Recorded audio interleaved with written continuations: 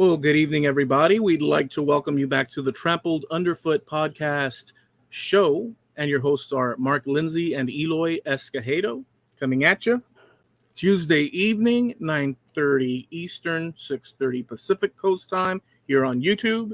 What's going on? Oh man, just typical Oregon spring. It's done nothing but rain. We got a little bit of sun peeking out right now, but I know it's just a sucker hole because the rain is coming. It's supposed to keep raining until Friday. We'll see. And we call them a sucker hole. That's back into my aviation days in Army aviation. Because if you ever had a break in the clouds like that, when you know bad weather is still around and you took off to fly, everybody on the ground was looking up screaming, "Sucker!" Because the primary rule of aviation is takeoffs are optional, but landings are mandatory. That's right. And when you can't see to land, you're in a world of hurt. So, unless you have a comfy pillow. Well, yeah, if you've got all the latest electronics and everything, you're doing just fine. But this was back in the 80s when people still thought that LED watches were cool, you know. Yeah, So. the Casio backlit. Oh, yeah. Oh, yeah. I knew guys that got excited about having a little calculator on the watch, you know. Yeah. I saw this guy that does videos where he in this one video he pulled out the high tech slimmest of, and he bought a bunch of, or was gifted, I don't know, but he does that kind of thing, and he brought in the slimmest of all these sorts of tech stuff, and he brought out he brought out a keyboard that was made out of like just transparent glass, and all the keys were just see-through, but you pressed a button on the glass and it's very thin. It would light up so that you could see all the stuff. And then he tested it out. He says, you know what? There's nothing like feeling the tactile touch of buttons going down. So this is kind of awkward. This is kind of weird, he said. Yeah, and most folks are that way too, because that's been tested before. And that technology's been around for a long time. I mean, look at touchscreen technology. That's basically what it is. Yeah, that's exactly what it is. Yeah. So, but you're right. People like that tactile feel of that button being pushed. That mechanical button. It makes you feel like you're doing something. Yeah. You know, I heard that from people who were driving the really, really, really early Toyota. Oh, what's their hybrid? The Prius. The really early Toyota Priuses, when it fires up on battery, they didn't like it because it was silent. You know, you had the sound of the motors when you got up to speed, but if you're just backing out of a parking spot, not only can you not hear the vehicle moving, the people around you can't hear a vehicle moving. Right. So, you know, there's some issues there that could, you know, easily run over somebody who just doesn't know that you're moving. But the drivers themselves, they were unnerved by the whole thing. They felt like they weren't in control, even though they were. They had the same steering wheel, the same pedals and everything. Yeah. It's just that pulling out of the garage on battery power, it felt like you were coasting. Yeah. You had no control of the thing. Yeah, I'm almost just like even at today's, in today's day, I'm almost like sitting on a wagon with horses pushing me around, pulling me around, because my car, you get in, everything clanks and cracks and flips, and then when I drive, if I just shove forward a little bit, I can feel it growls. So I know that I'm sitting in something that's working to get me to A to B. Yeah. Well, ours isn't quite that bad, but it's up there. I mean, 235,000 miles, and I hope to get a new car this year, but we'll see what happens. When I turn the ignition, instead of the starter sound, it's more like it's coughing. Yeah, really. I don't want to get up. She's been with me since 2005. Yeah. Think about that. That's insane, dude. Yeah, well, Um, our Jeep is an '04, and the other car, the Saturn, is in 1997. So but like I've owned it since then. yeah, yeah. Well, Like, she drove it off the lot with 25 miles on it, oh wow. and she put 12 of those miles on it. She bought it brand new. Years ago, some things you don't realize, but friends give you insight into things about yourself sometimes, Hmm. whether one accepts it or not, or it takes time to process. And years ago, we had done some studio time and recorded and whatnot, and I filmed it. I wanted to make a documentary of it, and so I also got some footage of like interviews between the bandmates. And in one of the interviews, I was surprised as I was stitching it together, um, that my friend, I had a problem where I brought my guitar, but I didn't bring replacement strings, and my string broke, and Great. we had to search the whole studio, and we found a guitarist guy sitting outside waiting for a bus or something, and we gave him $5 for a string, and he gave us the string we needed. But I was sitting there trying to tie, like to mend the string and rig it and this and that, and it's all caught on film. And so in the interview, he says something to the effect of that, Eloy, he does a great job, he plays his music and this and that, and but he doesn't like to update his equipment. He'll play something till it wears out. He'll use the same strings for years if they don't break. And you know what? He said that, and I looked at it, and I laughed a little bit. Then I thought to myself, "Yeah, that sounds like me. I do that." So it's like, it's an interesting thing. Not everybody. There's people that I'm kind of like that. If I don't have to change the strings, I won't change the strings. Why should I change the strings? Even if they sound dull, I will still play the guitar with it sounding dull. Rather than replace a string. Yeah, exactly. Well, I don't know that I don't know if you would call that false economy or what. But I'll give you an example of some stuff that I've done in the past. Like I'll go tune up the car, pull the spark plugs, put in brand new, gap the new ones and put them all in, and everything's great. But I'll keep the old ones, and I don't know why I do that. I was just taught to do that. Well, you might want to hold on to those just in case. I never followed through with that thought, just in case of what? Is it going to explode? If it explodes, I've got bigger problems and I don't have a spark plug. In case of what? Somebody steals one? But I had at least 2 spark plugs in every toolbox I had that would fit my car. And if I sold that car or traded it away or something like that, then I'd throw those plugs away because it's not my problem anymore. Just But in case. yeah, but I never figured out in case of what. I mean, so if I were to go to your house Mm-hmm. with the task, like let's say you hired me to go to your house and streamline your operation there, get rid of everything that's not important and this and that, and I go through like a hurricane, and I wipe the place out of everything that I think is not relevant. Mm-hmm. Um, there may be benefit to that, but even the most mundane, inanimate object that any other person might discard to you might have reasoning Significance, behind. yeah. It's hard to let go of even the most ridiculous items. Well, I think with me, it comes from being raised by people who did without so many times. But I have carried it to sometimes a foolish degree. For instance, I've got the light fixture above me up here has 3 bulbs in it. It's one of those that has 3 spotlights. Right.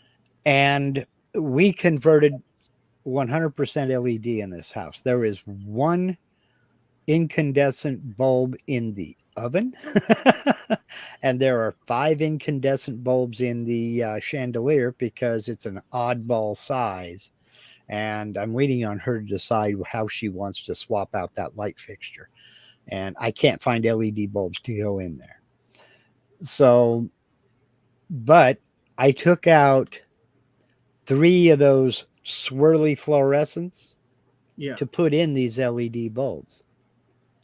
But I never threw those fluorescents away. I never took them down to get recycled. They're in a box in the closet. What I'm holding on to them for, I have no idea. But they still work. They're still great. I just switched over to LED because it's cheaper to run them. How many times do you look for something at your house, in house, that you need in order to repair or actualize a certain thing, just whatever the case? You can't find it. You have it somewhere. You assume you have it. You're almost positive, but you don't.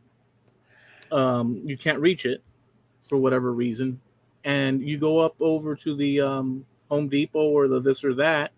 You buy one and you come back home, and eventually the same item you bought is there already, and then you're like, well, that was a waste. But you accept it and whatever. We have a lot of things that we have in reserve that we could actually just go to the Home Depot and get a new one, and not have to hold those things. But there's a thing to be said about a managed reserve of things at home. It's just that people just don't stop. I mean, we're located and we're in the spot that we're located, and so why should we be frugal with our items that we put away? You for instance, the big one around this house, there's actually a couple of them. Teflon tape, believe it or not. Mm-hmm. Linda's a bagpiper, and in the joints is some of the drones and the mouthpiece and things like that. You have to seal it for air, and they use Teflon tape, same as a plumber would. On the rare occasions I need Teflon tape, I know she has some. You pull a bagpipe? Nope. No, she can't find hers. So I'll go down and I'll get a roll. It's what? 50 cents, 75 cents, something like that. But it's like 100 feet of Teflon tape, and I need about, 2 inches for whatever it is I'm doing. And then I've got this roll of Teflon tape. Well, then I need some more Teflon tape 9 months later. I can't find that. She can't find hers. I go down and I buy another roll. I have never used an entire roll of Teflon tape, but I've used the first 6-8 inches of a bunch of them. Yeah. So we've probably got 20 rolls of Teflon tape floating around here. But it's the same thing with electrical tape or duct tape. If I need a little piece, I need a little piece. I don't need a 100-foot roll. It's just one of those things. And then I can't find it. I can go down and buy another one. So, yeah, we're in that cycle of we conserve things that we've needed in the past, and now we have an extra one of. Mm-hmm. And so why throw it away? Other than there is something to be said about having everything very uncluttered without extra items here and there. But when you have a lifetime of stuff, of accumulation, yes, it's like, that those habits are burnt in. It's hard to break out of cycles because humans are pretty what would be the thing? We're very what's the word where, boy, I wish I could think of it. Habits. We very set in our ways. Yes. Yeah, we have certain we get embroiled in certain cycles of habits that we do, and they bring us security and comfort because we know where everything is. So we think we know where everything is. Yeah.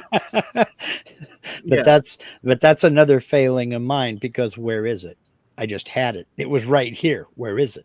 Well, the question, I have walked around the house cussing myself because I couldn't find a pair of glasses I was wearing. All right. Yeah. It's that bad.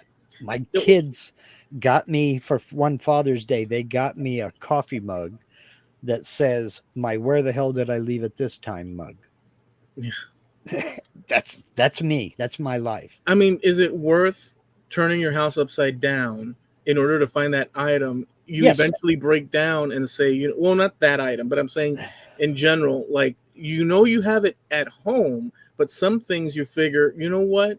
I'm just going to go ahead and buy the one at the store and come back and finish my project, let's say. I still want to know where the other one is, because I don't care if I may not care if I ever get the item back. I just want to know where the hell it went, because that's a good place to hide stuff. Yeah. You know, if it can withstand her and I tearing the entire living room apart for 3 days, that's a good hiding spot. Well, So I want to know where it went. We have all these items under different categories, tools, but the category of tools, and like at home, right? The category of tools, which tools is exactly, it's a broad category that within it comes pneumatics, wrenches and such, and just all sorts of different things. Right. And so within that, then you have your just all the things, right? Like different types of adhesives and this, and so it becomes a big situation. Likewise with whatever musical instruments, recording, cables, wires, strings, picks. God. And so that's another category. And so when you live a whole lifetime in a place, you have all these different variety of categories and subcategories and subcategories within that. And let's say, like me, you know, I haven't focused much on the woodworking as of late for a bit. In order for me to now find that one screwdriver, right, as an example, in my mind, that cycle is not freshly there of where I've placed everything. And so now I'm going to hunt for what the heck I'm looking for. Likewise with photographs and this and that and whatever. That's what I mean by, you said tools. Okay, which tools? I've got power tools. I've got hand tools. In the hand tool category, I've got mechanics tools for working on the car. I've got woodworking tools. Then I also have a household tool bag that's in here in the house, in the closet, where I've got simple stuff like a small hammer and a few screwdrivers, maybe a small 1/4-inch ratchet and some sockets to handle something right here real fast. You know, I got to put together a chair. I've got a couple pairs of pliers. I've got the screwdriver and the sockets, and I can put that sucker together without having to go out to the shop and rummage through 3 toolboxes to find the wrong size wrench, so I can come in, discover it's the wrong size, and go back out and do it again. I've got one little tool bag in here. Then I've got my mechanics tools in one shed, two rolling toolboxes full of them. And then I've got my woodworking tools in my shop shed in another rolling toolbox. So you've got to divide everything up, and certain tools have to stay near certain machines because they're associated to that machine. But I've got stuff spread out all over the place, and supply lines are getting longer and harder to maintain. So, you know.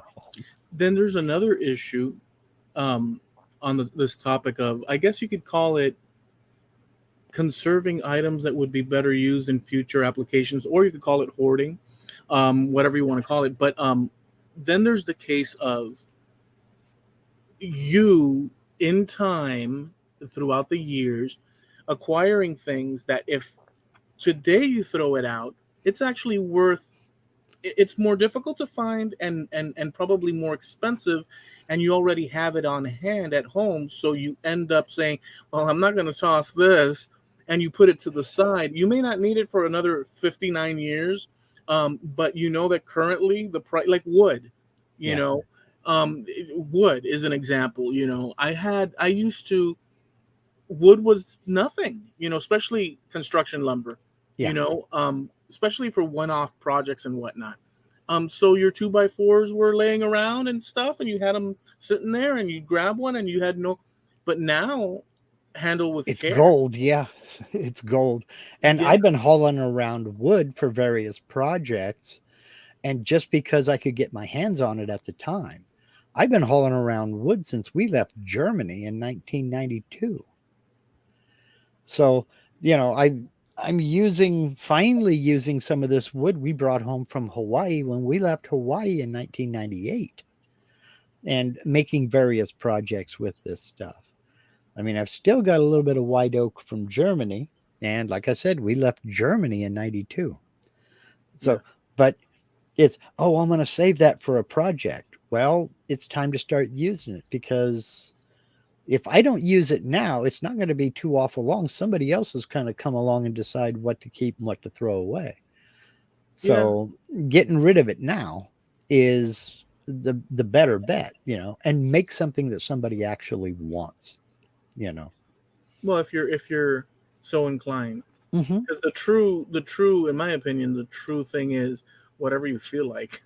Yeah. Because at Well, the end of the day, if you yeah. feel like it, go for it. Oh, exactly. And that's the whole point, is to get to that place. It's like, what am I saving it for?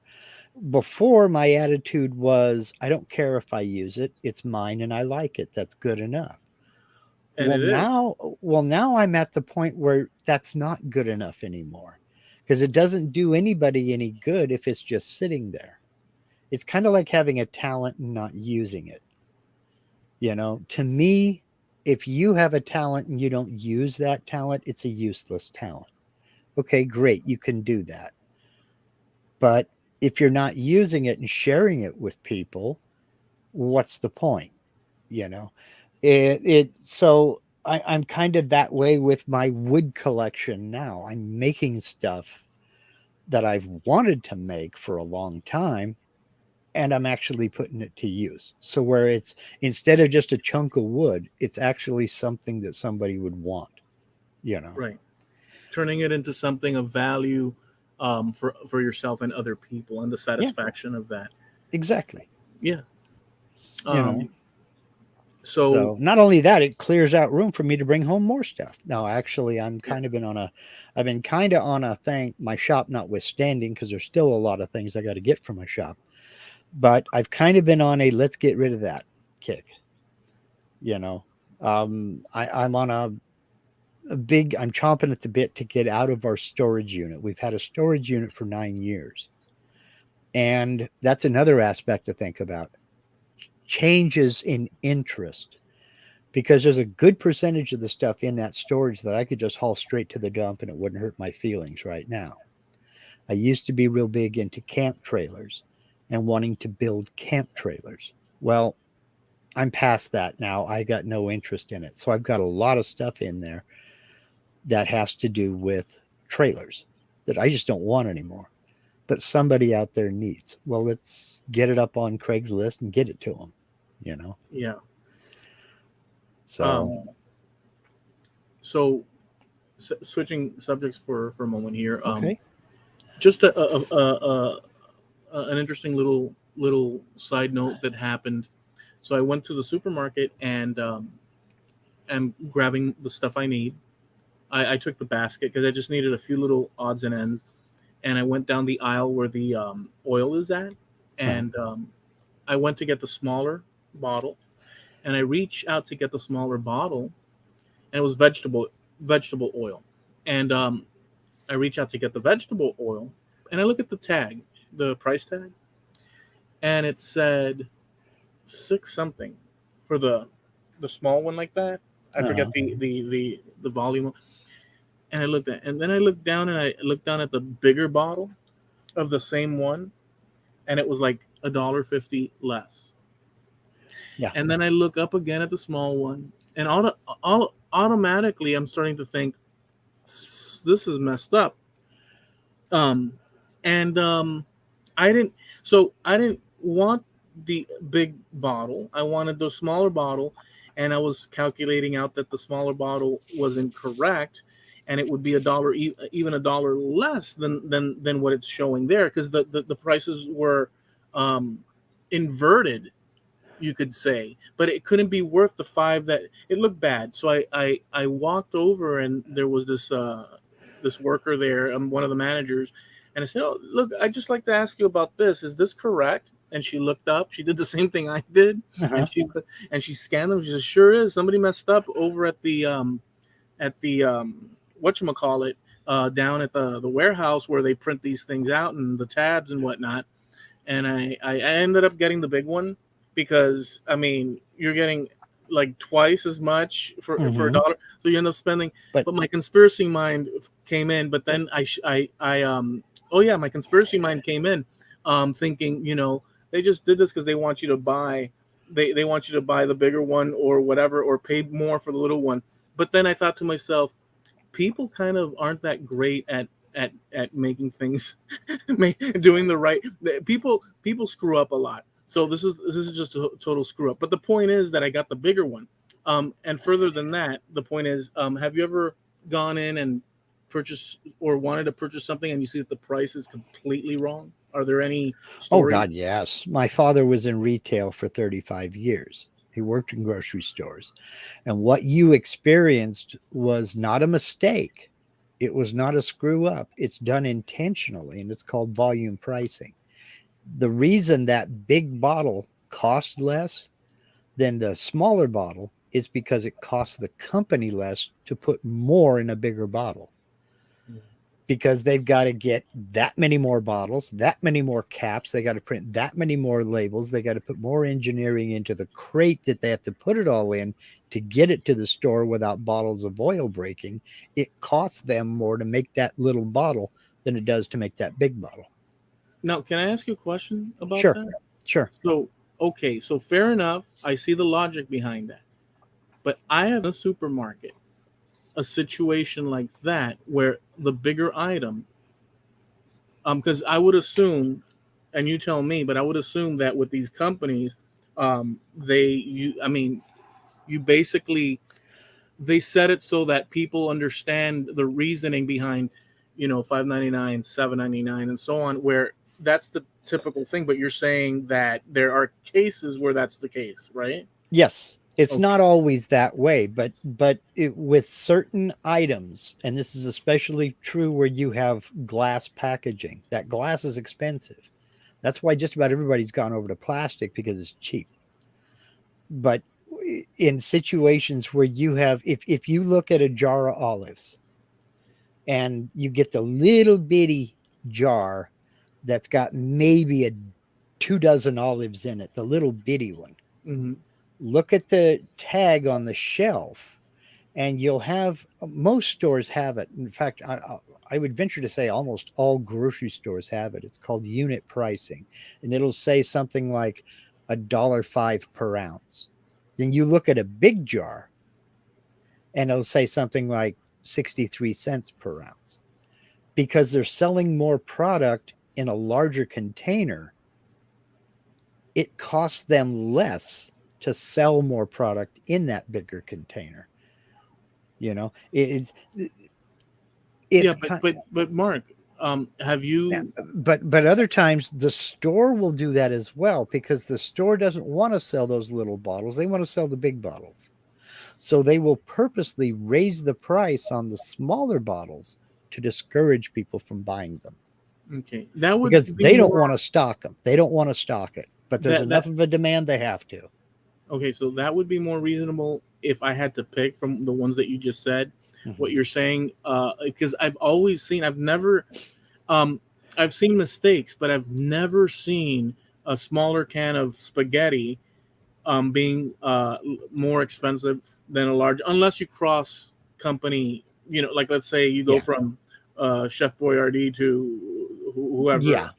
then I'll Yeah. see some. Then you could see a variation, but usually they price accordingly, scale wise. Now, she may be 100% right. Oh, excuse me, perself.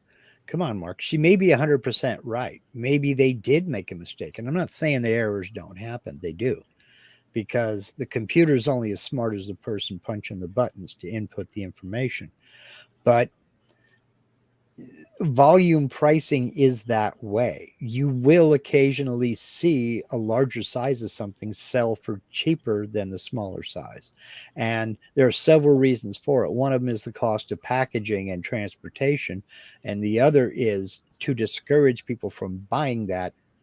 Or the logic is, okay, if your mind is made up and you're going to buy that, fine, but you're going to pay more for it, because we don't want to have it on our shelves.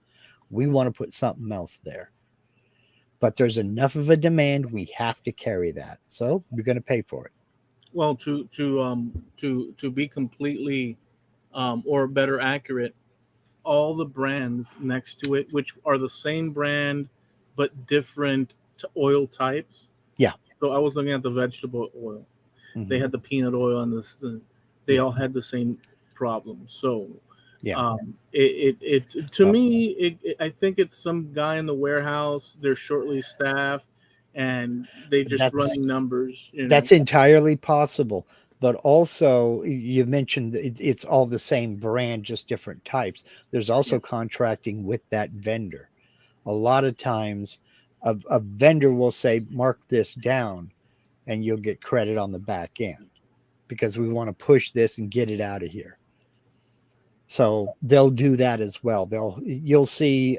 We have one store here. It's a local supermarket that they'll put up signs, unadvertised special, where they've got a vendor or a supplier who's trying to push something to get it out the door because they don't want to make that no more, or temporary price reduction because they got a bunch of them in the warehouse and they need to move it because everything has an expiration date. yeah, So, if and it is supply and demand. When you've got a huge supply of something, it's worth a lot less. So you're willing to mark it down. And instead of taking, a 10% markup, you get an 8% markup on it. You're at least getting it the heck out of here and clearing out that space in the back room. I mean, that's something that was driven into my head over the course of my entire life growing up with my dad was stories about retail. So, and a lot of it has to do with stock keeping and rotation. Get it out of there. New stuff goes in the back and the old stuff gets moved up front. So, you know, yeah. and Just for yes, curiosity. you also pay for the convenience of a small thing. It's kind of like going to a 7-Eleven. You go to a 7-Eleven and look at a jar of peanut butter, it's going to be up to double the price of a grocery store. But you're paying for the convenience because you don't go all the way down to the grocery store. Yeah, You know. I'm aware of that scenario, and Mhm. because obviously I've had the retail experience as a customer and as a Yeah. employee. But when something looks off to you and you're a client of the Uh-huh. place and the numbers are always that, and in this particular situation, if I noticed it weird, it could be any of the above that you just mentioned. Yeah. But if I were a betting person, I would not say that that it it looked like a mistake, or it looked like they were just doing that one that you said where they're pushing to sell the product for whatever Yeah. reason, this and that. It didn't look like it looked wrong. If the Yeah. customer is confused, if the customer is confused, and it could be any customer, and I mean, if the scheme that you're looking at on the aisle is confusing, I mean, that's why they take so much care Hmm. to place things the way they do and Right. all these things. Then you've got a problem. Like, you got a problem. So they're very attentive to that kind of stuff. Oh But I yeah. found it odd, um, because this is oil that you just buy throughout the year, and you kind of Yeah. know where you sit with the oil. But then again, whatever. I found it weird. Do you know of any other situations where you go in, um, and you see, like, it's personal, where you go into a store for whatever product and you see something weird that you've experienced, that you see something weird, maybe it was priced so low that you couldn't leave without it, or some weird thing like that? Have you ever I've had sticker shock. I've walked up, say, I'm going to get this, and I'll walk in and look at it. Whoa, not today. We're not. You know. um, I mean, the price of beef has gone just absolutely crazy, and it's almost a personal insult to me what they're wanting for some of this stuff. I mean, yeah, we finally got to the point here locally where a steak is more expensive than a salmon fillet to go with it. When you're paying $12.95 a pound for rib steak and $8.99 a pound for fresh salmon, wild caught, things have gone topsy turvy because it's usually the fish that's a lot more expensive than the beef or the pork. yeah. You know, During the so pandemic, the height of, or those first, I remember beef being extreme. Like, I saw some stuff with like $45, $55 sitting Oh yeah. on the freaking shelf, and I was like, Oh yeah. no beef this day. I Well, kept going. I would occasionally grab a package of rib steaks, 2 steaks, and Linda would look at the price and go, "Oh my God, that's $22." And finally, I just said, "Yeah." And how much would it cost to go to a restaurant and get 2 steaks? It'd be $22 a piece, not $22 for 2 steaks. Well, you've got a point there. So, I look at it this way. I'm saving half of the price of a restaurant, So, because, Yeah, you're not going to tell me that another $20 for a potato and a vegetable. I was born at night, but it wasn't last night. So, there yeah, I may know there's labor, there's an overhead, and there's a bunch of other stuff going on, and they got to pay people. I get it, but I don't think that it's, I don't think that it's too much money for a steak. Just me. well, you don't think, No, I don't. according to the what you're willing to tolerate, you know. But Right. there's a truckload of people out there that, let's put it this way, I don't know that we will never see. I doubt it, but there's a possibility we'll ever see a day where United States naturally born cats will be afraid for their lives. I don't think it'll get to that. But if the zombie apocalypse happens, look out, Rover. I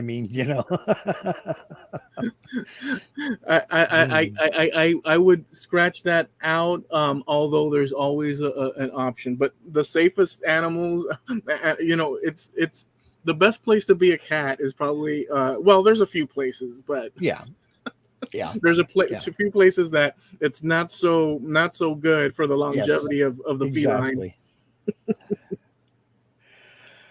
And on that happy note, I've got something for you here. Okay. As usually happens with me, in my suggestions, I found a YouTube video, and it was a guy. I went and looked at his channel. His channel is called SP's Score Videos. Okay. And this is a gentleman I believe in Italy, Okay. who takes classical piano pieces and he puts the sheet music up on the screen and he plays. You never see him, you never hear him. You see the score, and he'll put up the bar of music and he'll play it on the piano, and he just plays the whole piece, and then the score shifts and changes. And okay, fine, it's all classical music, it's all public domain. He's not violating any copyright, nothing. Everything's great. For April Fool's Day, he put up a video. It's Beethoven's Für Elise, but he flipped the sheet music upside down and he played it. So it's playing front to back. It didn't change the order. He's not playing it backwards.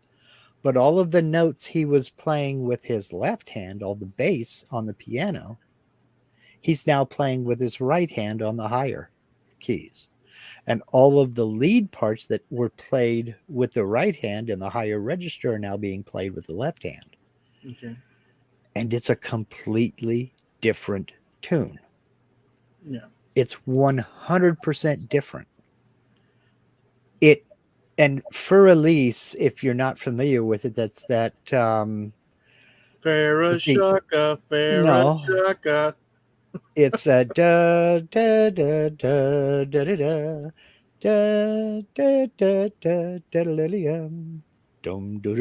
da da. Anyway, it's a real springtime kind of a happy-go-lucky classical piece. But when he flipped it upside down and he's playing, it sounds not quite sinister, but there's kind of a dark side to it. And to me, that was just fascinating. Now, this guy's videos get on average 2,000, 2,700, 2,400 views. But then he released that on April Fool's Day. And that video is currently sitting at 369,000 views. And it was an April Fool's joke. It hit so hard, he started a second channel where he's just taking classical music, flipping it upside down and playing it. And so he just did this a couple of days ago. He's only got 2 videos up. He's got Beethoven's Für Elise, and then he's got another one by Mozart, the Sonata Facile in C major. But they are completely different tunes. And they sound good? They do. They sound excellent. But it's a totally different song. If you just heard this cold and didn't know what you were listening to, you would just be like, well, where did that come from? I've never heard this before. Because it's completely unrecognizable from the original. Which brought up an interesting question for me. And I figured I would ask you because you're a musician. If you were to pick a song, it doesn't matter, any song of the modern era that we all know. Baby, don't hurt me no more. Now, what if you flipped that over and played it upside down? Hurt me more, baby. Well, no, not backwards, upside down. So instead of da da da da da, it went da da da da da. It's a completely different tune. Mm-hmm. Would that be an infringement on copyright?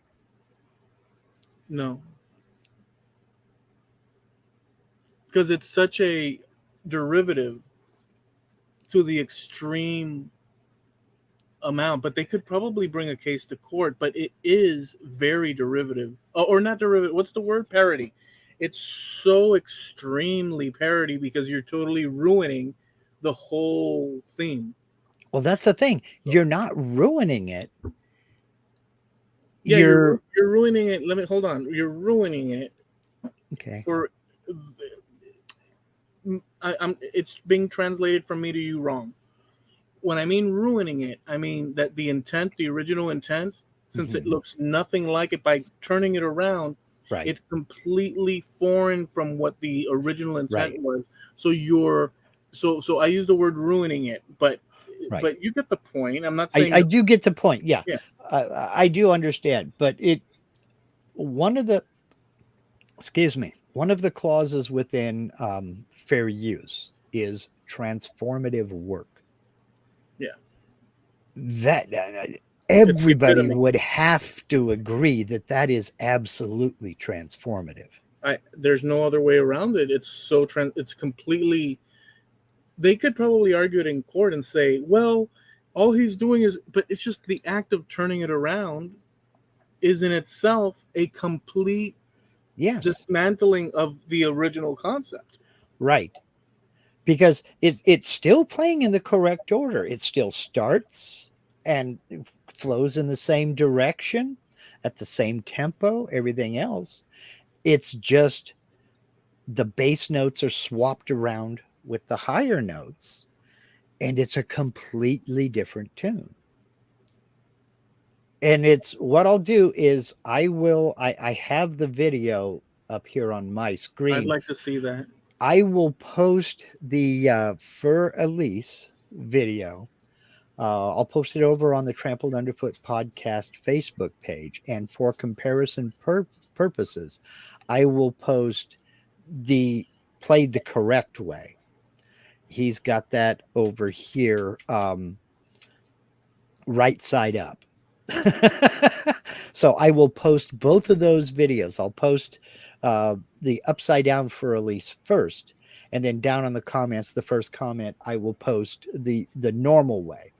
They are both this one and the Mozart tune on his channel are tunes you have heard. We may not know the names of them, but if it played in the background, you would You would know. recognize it. You would go, oh, okay, yeah, I've heard that somewhere in a movie or what have you. But what's your take? You're saying that yes, it would be allowed. There would be I no legal standing. I think you would have to, I think just about everybody would have to agree that you can't get much more transformative than that. Now, because it does change the melody as well. So lyrics wouldn't work with it anymore, even though you're playing it at the same tempo. Lyrics wouldn't work with it anymore.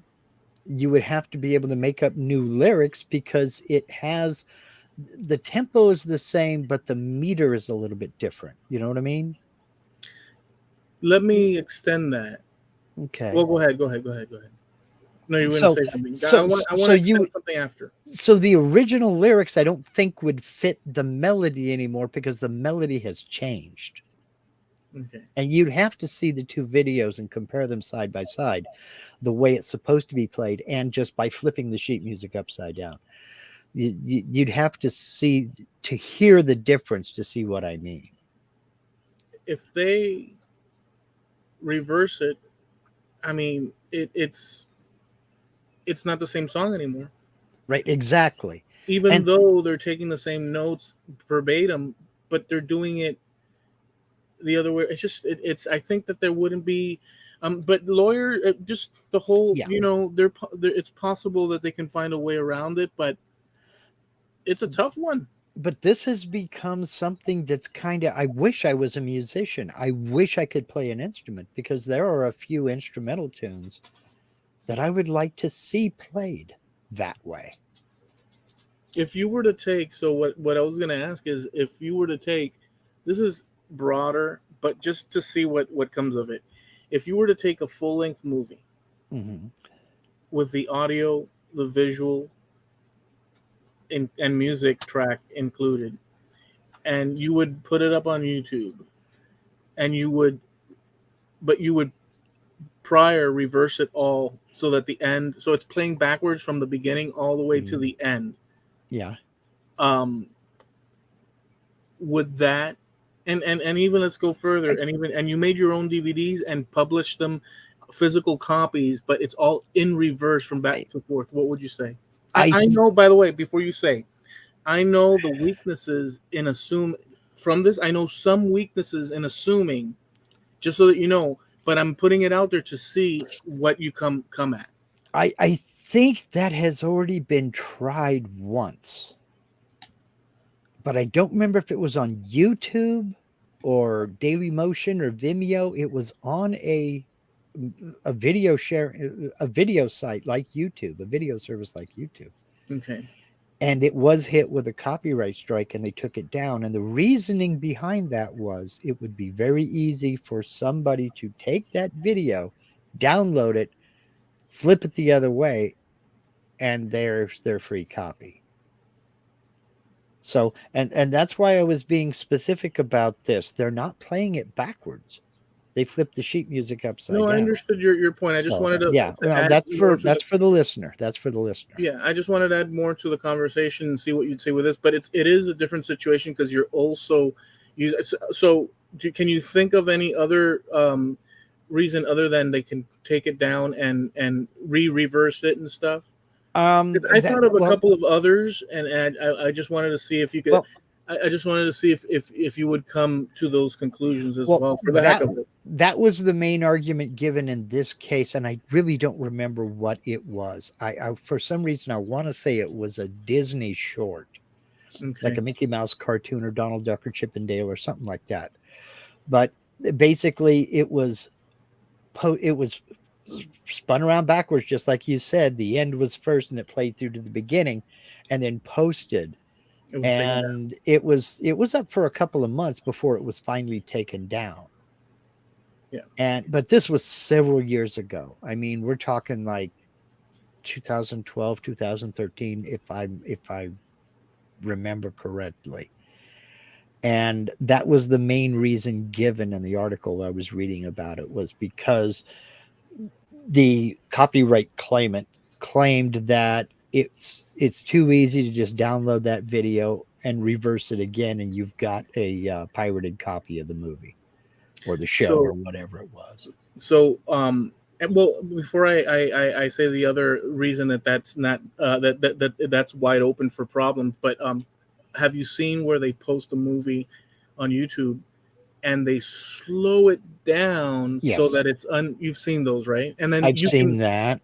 And yeah. I've seen where they will take the movie and shrink down Mhm, the size of it and mhm. then have a like a backdrop surround. It looks like movie theater curtains and things like that. Yeah, That is purposely trying to beat algorithms and all that. the DMCA search and all that other good stuff. Yeah. Well, so the problem with the movie situation, and I PCM. brought it up just to expand the thing, just Yeah, to see what would happen in conversation. But the other problem is that with audio, like what you're saying, there's a few things.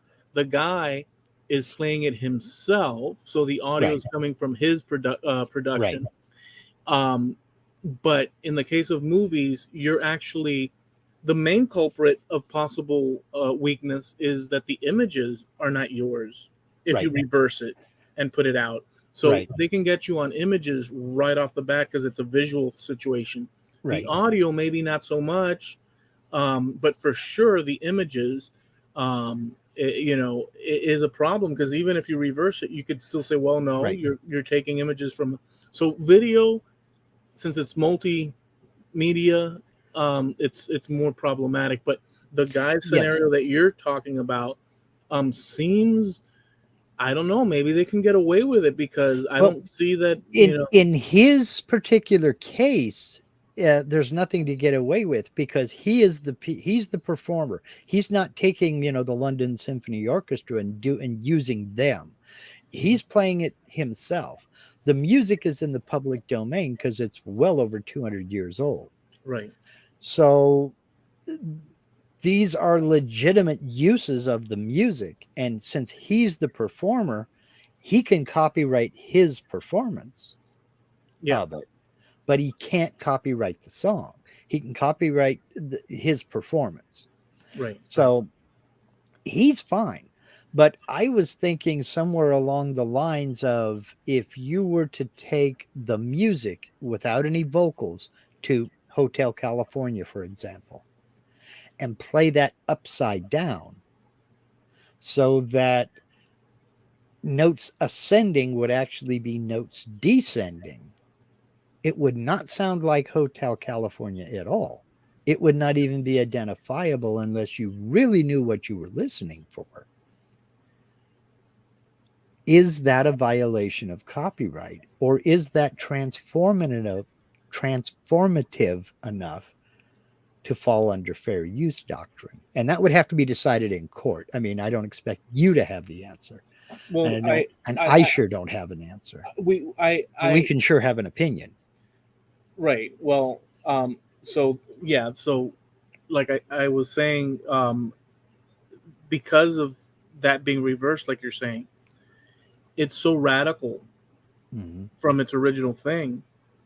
But with a Don Henley on the opposite side of that battle, with his reach, who knows what's possible? So it all depends on that True. court case, That's you know. true. And Yeah, like I said, I just pulled up the Hotel California just off the yeah, top because of that's my an head, extreme case. Because Don Henley, Oh yeah. if it even sort of smells like the Eagles, he's on you Well, like what and white on rice. I can't I can't fault the guy because that is, his legal right to do so.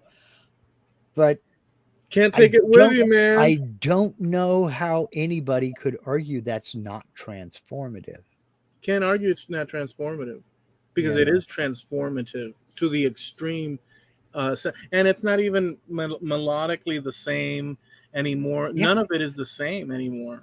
No, In it fact, is. It's completely different. And like I yeah, said, that Fur Elise went from being a bright springtime little ditty to having, again, I keep using the word and it's the wrong word, but it kind of fits. It's almost a sinister quality to it. It feels kind of dark. We've gone from bright springtime morning to a dank cold, foggy autumn evening. Yeah. And it's the same notes. That's going to be interesting to listen to. And You'll post it on our thing, right? I'll post them over on the Trampled Underfoot Podcast Facebook page. Again, I'll put the upside down for release as the main post. In the first comment, I'll put the right side up for release. Okay. That's going to be So cool folks to can look check at. it out. Yeah, it does sound like an interesting take on all that. And like, let's say, so in his case, obviously, the people that authored the song, the music, have been gone now for a few hundred years. Oh yes. So in his case, he's safe. But like you said, somebody that takes whatever Purple Haze, let's say, and totally reverses it or anything, it's an interesting concept. Some songs just won't translate well, probably. Oh, I'm sure they won't. Yeah, some things are going to sound like crap. But it's something to explore, simply because what I found fascinating about it is I don't think I've ever heard anybody do that or think of it in that regard. We've all heard of backmasking and playing things in reverse, but to flip the sheet music over so that on a piano, the left hand is playing what the right hand would play and the right hand is playing what the left hand should play. That's a completely different. And again, ascending notes are now descending. You start high and work your way down instead of starting low and working your way up. Yeah. It's a very strange juxtaposition. Yeah. But musically interesting. And as a little side note here, it still sounds excellent. Interesting. It still sounds very good. It just takes on a different quality. Yeah. And it evokes different emotions. And that I found strange as well. Have you heard those on this theme, I guess, that we're on?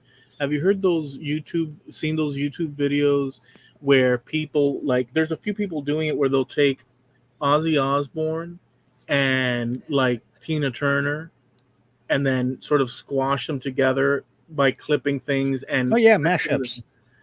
I think that is the most creative and awesome thing. One of the most creative and awesome things I've ever heard, because it's almost like you're getting a little treat that rewires your thinking on how the songs were and could have been in some weird freak alternate universe. I kind of like that.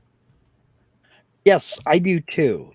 There is, I'm looking it up now. That's why I'm typing away here and not being very coherent.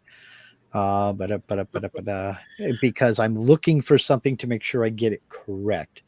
Okay, well, I can say that the mashups are really cool, and I like that alternate universe vibe that you get from those, mixing two bands together. And what I find especially curious, when done right, they will find one element in the songs of each that are similar or exact, because usually there's plenty of crossover between songs sufficient to be able to do this, where the bass line will be a certain tempo and certain rhythm and the same notes, and then everything else around each different song accordingly may be different, but they mash them together using that constant from both different songs, and it ends up playing through.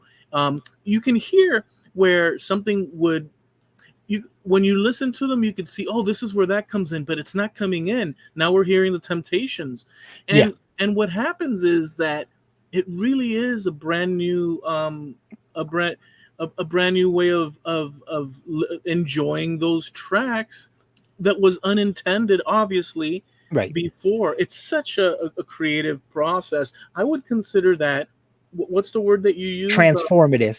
I personally, even though, this is a footnote, even though they are using already music that's been recorded that belongs to them, it's still so darn creative.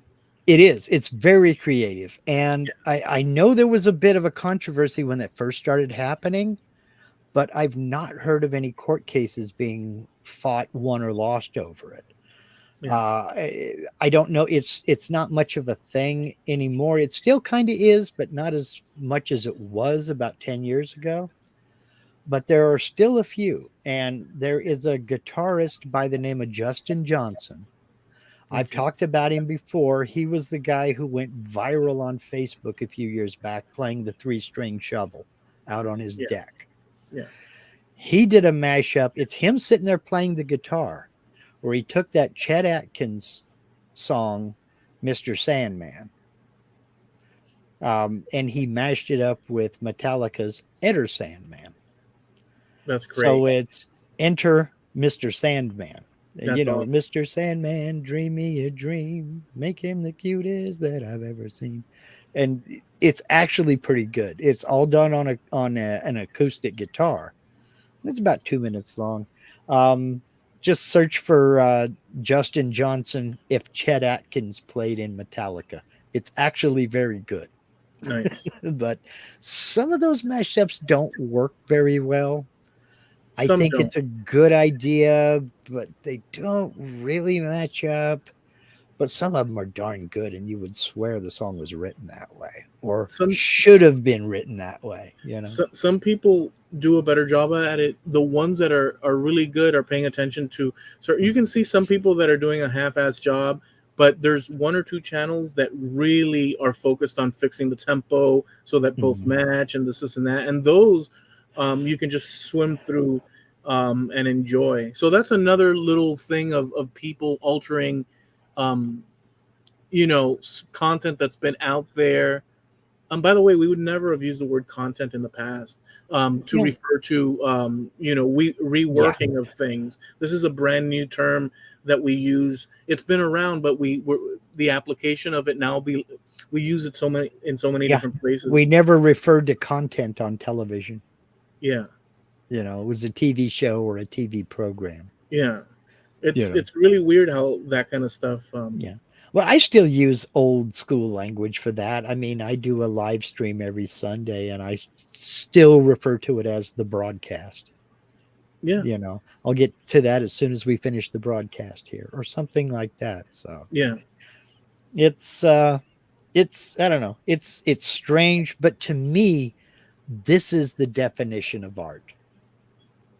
To me, to take two things like that, like you're talking about those mashups where you take a little bit of a oh gosh oh god, why can I not think of somebody? You take a little bit of a Bob Dylan tune, but then you add in a little bit of Simon and Garfunkel and go back and forth like that. They're different vocals, obviously, but if the styles match and they would fit together, play with it. To me, that's art. To me, there's no difference in that and a painting. We've seen paint, but what some people can do with paint is just truly amazing. Well, we've heard music. What some people can do with music is equally as amazing, I think. And I think it's great. One other thing within this world that you opened up, have you, as of late, I don't know if you have or not, but I guess you'll say, as of late, have you seen over on Facebook? Maybe you have, maybe you haven't, where now they're doing memes or putting up pictures of Michael Jackson with the body of like Frankenstein, or they're putting just a mix of like Ozzy Osbourne with an altered face of, and then they have a cutesy name that's a blend of both attributes from each singer. Okay, so they're basically making a pun out of a couple of names and then combining like the face and the body of two people and then Yeah, making fun of those names. No, but I'll have to look for them. I'll be honest with you. I don't get on Facebook much anymore at all.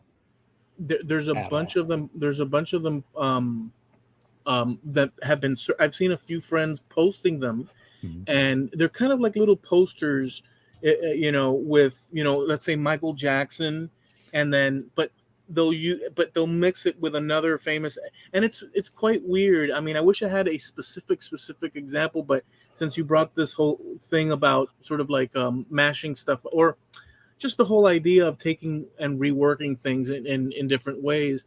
Here are people using images of people. How about that? Is there a point to where an image of someone It is no longer like you it can no longer defend it? it depends on the context of the photo, and it depends on the photo. There are some photos that are just flat out copywritten. Mhm. Professional photographers have taken them for, be it a book or a magazine or what have you. They hold the copyright to that photo, and if you use that photo without their permission, it's a copyright violation. Now, having said that, if you do a transformative work with it, that someone could argue fair use. But by the time you're talking about a certain celebrities, there are a lot of photos of these celebrities who are in the public domain. So that would still be fair use, mainly because if you're using public domain photos, you don't have anything to worry about. But I think it would still be fair use in that it is a transformative work. But still, that would have to be something that would be fought in court. And the judge would have to rule on this specific case. And judges are being very, very particular in their rulings about this, in that they're saying in this case, either yes, it is a copyright violation, or no, it's not a copyright violation. It falls under fair use. However, that doesn't mean that all uses are fair use, just this case. And judges are being very specific about that, because there isn't one judge out there that wants to make a blanket ruling that would wipe out somebody's rights under copyright, or that would just condemn people who are making transformative works for the sake of art. So, which is the whole reason that fair use thing is there, is to allow people to create their art. So It's a very difficult thing in our world today to mhm, have an image be presented in the internet, mhm. and for it to be propagated the way they are. I mean, just billions probably of images on Oh a yeah, continuous basis and growing every second. oh yeah, Um, it's so overwhelming that the ability to control, just like music downloads, and so I see the whole thing as they basically, due to the technology that we have with the internet, I see it as a situation where photos are problematic because just about anybody can grab a photo yeah, and repost it for their purposes. right, Um, remember back in the day, they used to. This came from way back in the day. They used, and we did it too. They would take two images that were unrelated, just like what I was talking about, but it could be a scene or something famous that was eye catching and memorable, and they would slap the band's name on top of it and say, "We'll be live today at such and such and this and that." And they'd yeah, post it around town using images from famous shots and this and that. yeah, And so it's been done a lot, but at this point, it's like anybody can, right click, copy, yeah. and use it on a blog, use it in on Facebook and this and that. But by the same token, it's also easier for the copyright holder to find that. Yeah, Whereas if you were printing up a poster for your band that's going to play at a local venue and you're sticking them up all over town, the copyright holder would have to be in town and see that poster. Or yeah, somebody who knew the copyright holder would have to take one down and get it to him. yeah. Whereas now he doesn't even have to. I mean, he can still be in his pajamas and find it.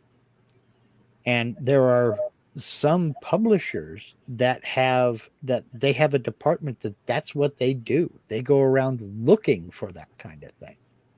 I mean, You know, honestly, I've posted since this whole internet thing.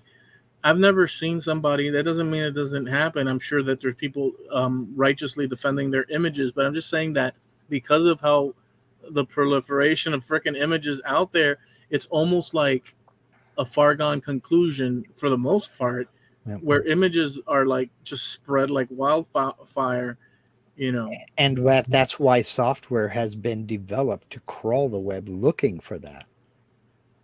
There is software.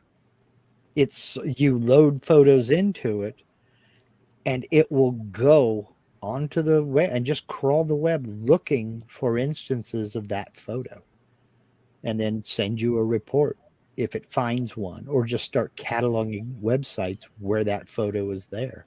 And if you also load in authorized places, but if that's somewhere it's not supposed to be, it throws up a red flag and kicks that out on the report. These are the websites that are using this photo that you didn't put on your okay list. Yeah, they could find it, but in practical, the chances are, in reality, like I could take any Beatles picture now.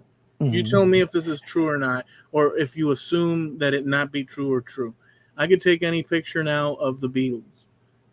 The ones that from the video that you sent me from his brother, I could go online right now, and I'm basically looking for one of Paul McCartney's brother's original photos that he's selling from his book.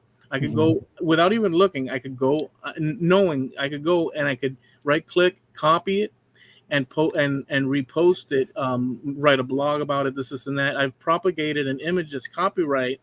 It's on the web already propagated, and it's probably not coming from its original intended right author. And this is what we see. Isn't this what we see?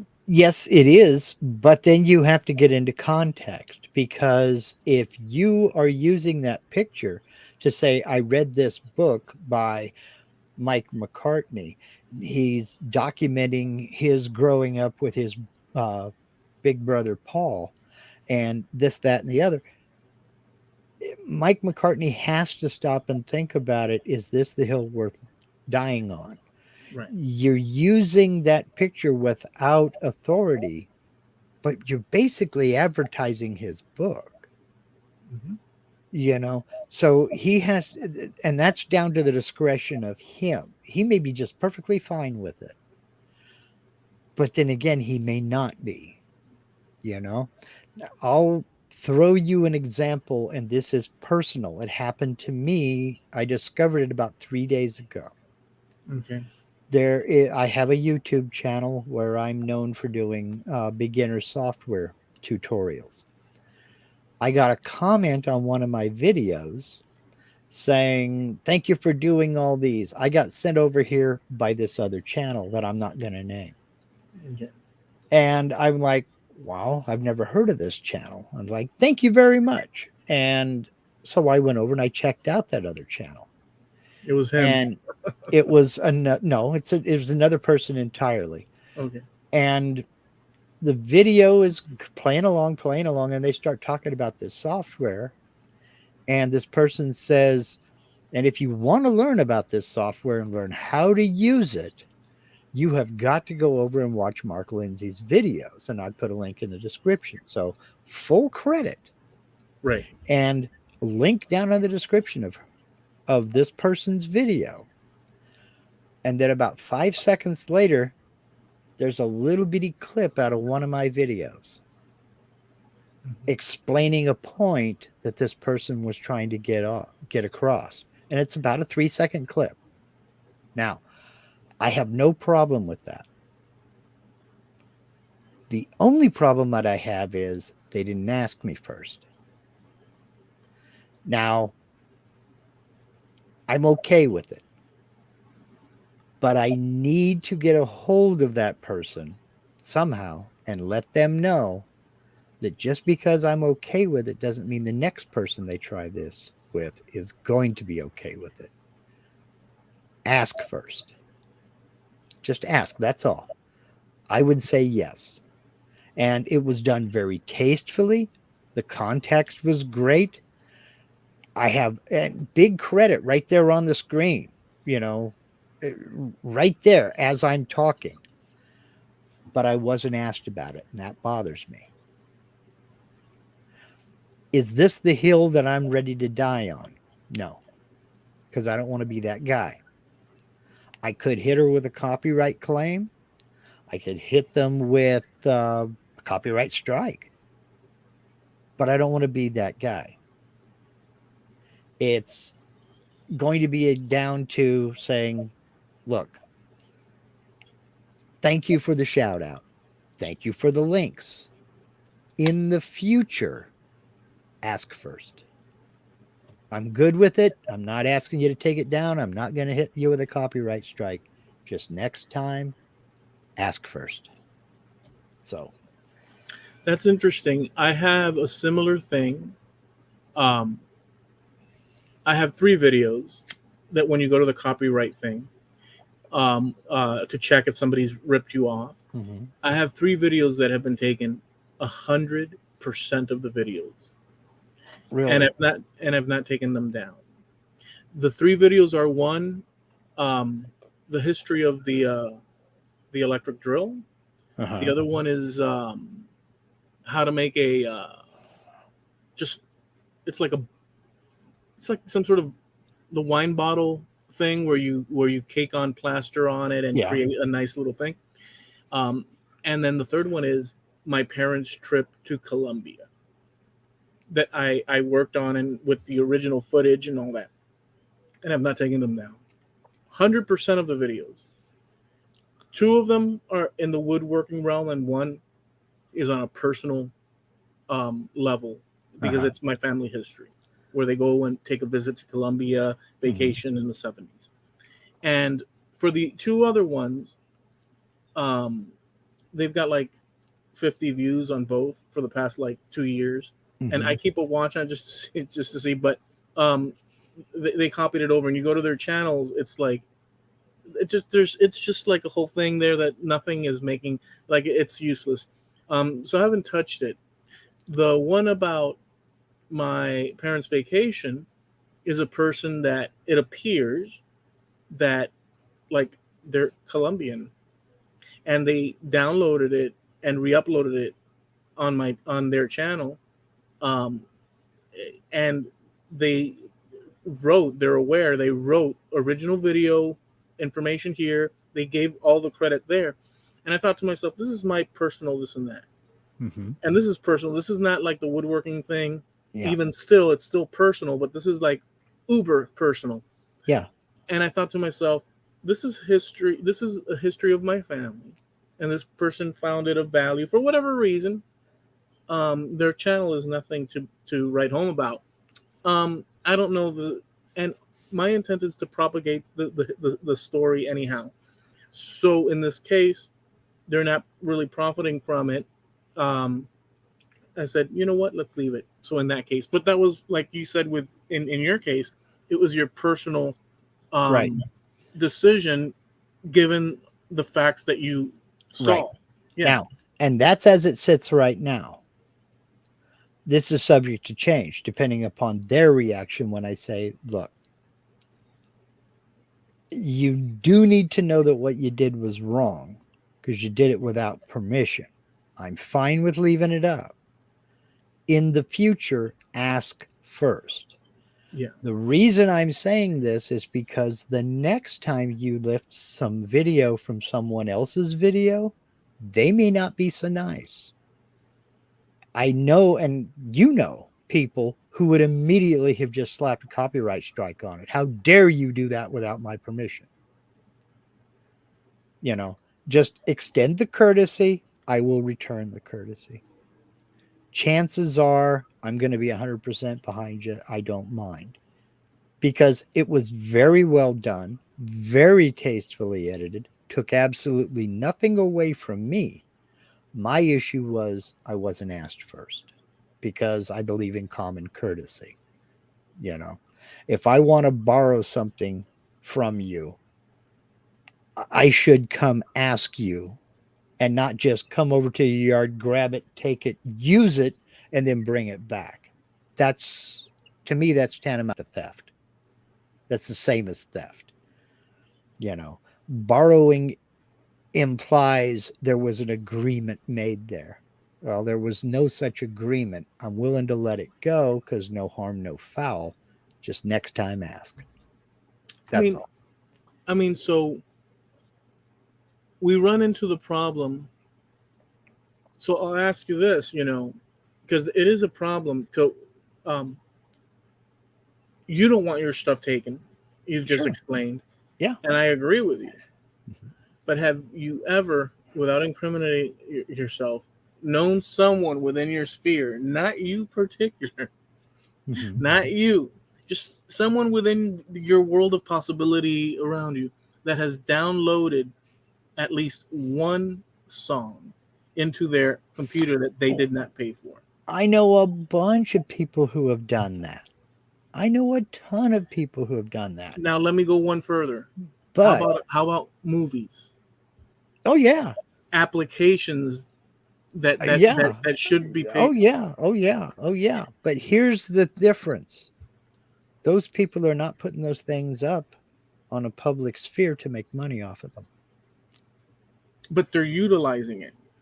Yes, And they're the profit that utilizing it. the profit that otherwise would have gone in the pocket of the people that created it are being diverted or being reduced due Well, to this see, action. and that's why I'm not upset about it. They are monetized, but they're very, very small.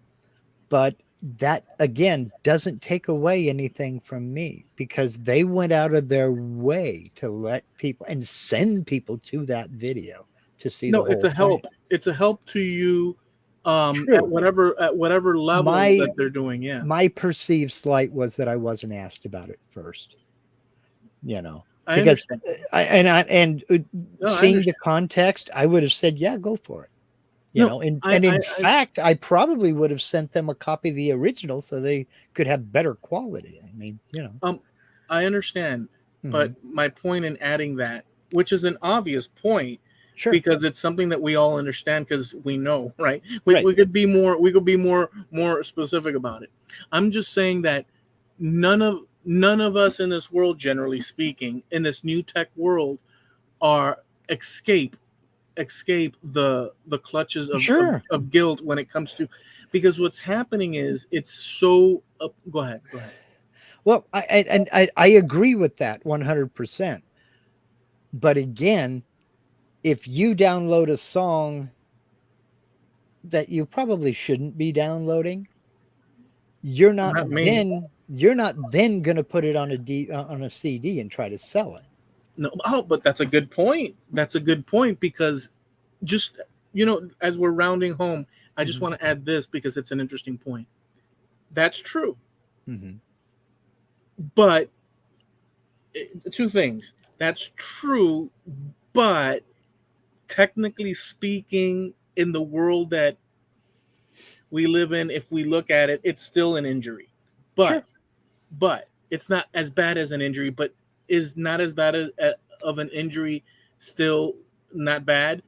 But Yes. the second part is to what you're saying. We're not reproducing it and selling it like a business and this and that. I don't know if you've run across it, but in Miami, I've run Mhm. across, when you go to some sort of strip mall or whatever, um, you'll see a guy with a table, literally, Oh yeah. with printed out covers, like all the DVDs laid out there. Yeah. Have you seen that before? We don't. Our town is so small. The only thing they're worried about here is counterfeit alfalfa bales. That ain't alfalfa. That's just hay. Okay, so I've This seen that. So that's someone taking this ability to download stuff to the next level. exactly. But last thing I'll say about this, I saw that years ago in recent times, Mhm.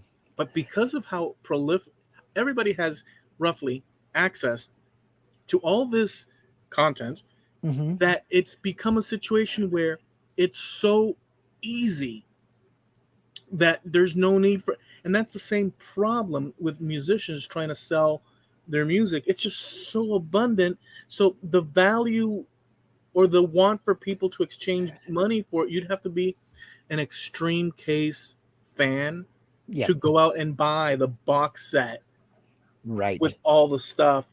And there are people like that. Because the band is going to make a deal with Spotify to get their music put on Spotify so people will add it to the playlist and that's how they make money off of it Yeah. or download the album. or something off of Spotify or iTunes or what have you. I mean, the whole music industry has changed, and it's very, I mean, it's easier for a solo musician, an unknown solo musician, to publish their work. It's just harder now to stand out from the crowd, because everybody that can play an instrument, who has any kind of inkling about going public with that fact, is doing it.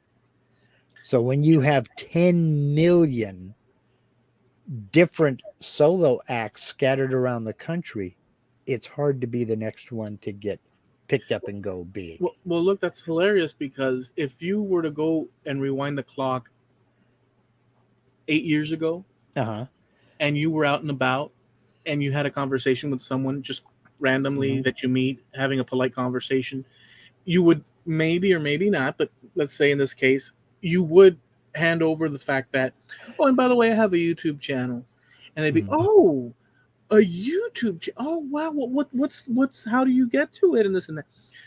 Speed up to today's day. If you scream out, who's got a YouTube channel in a crowded theater, everybody's going to stand up.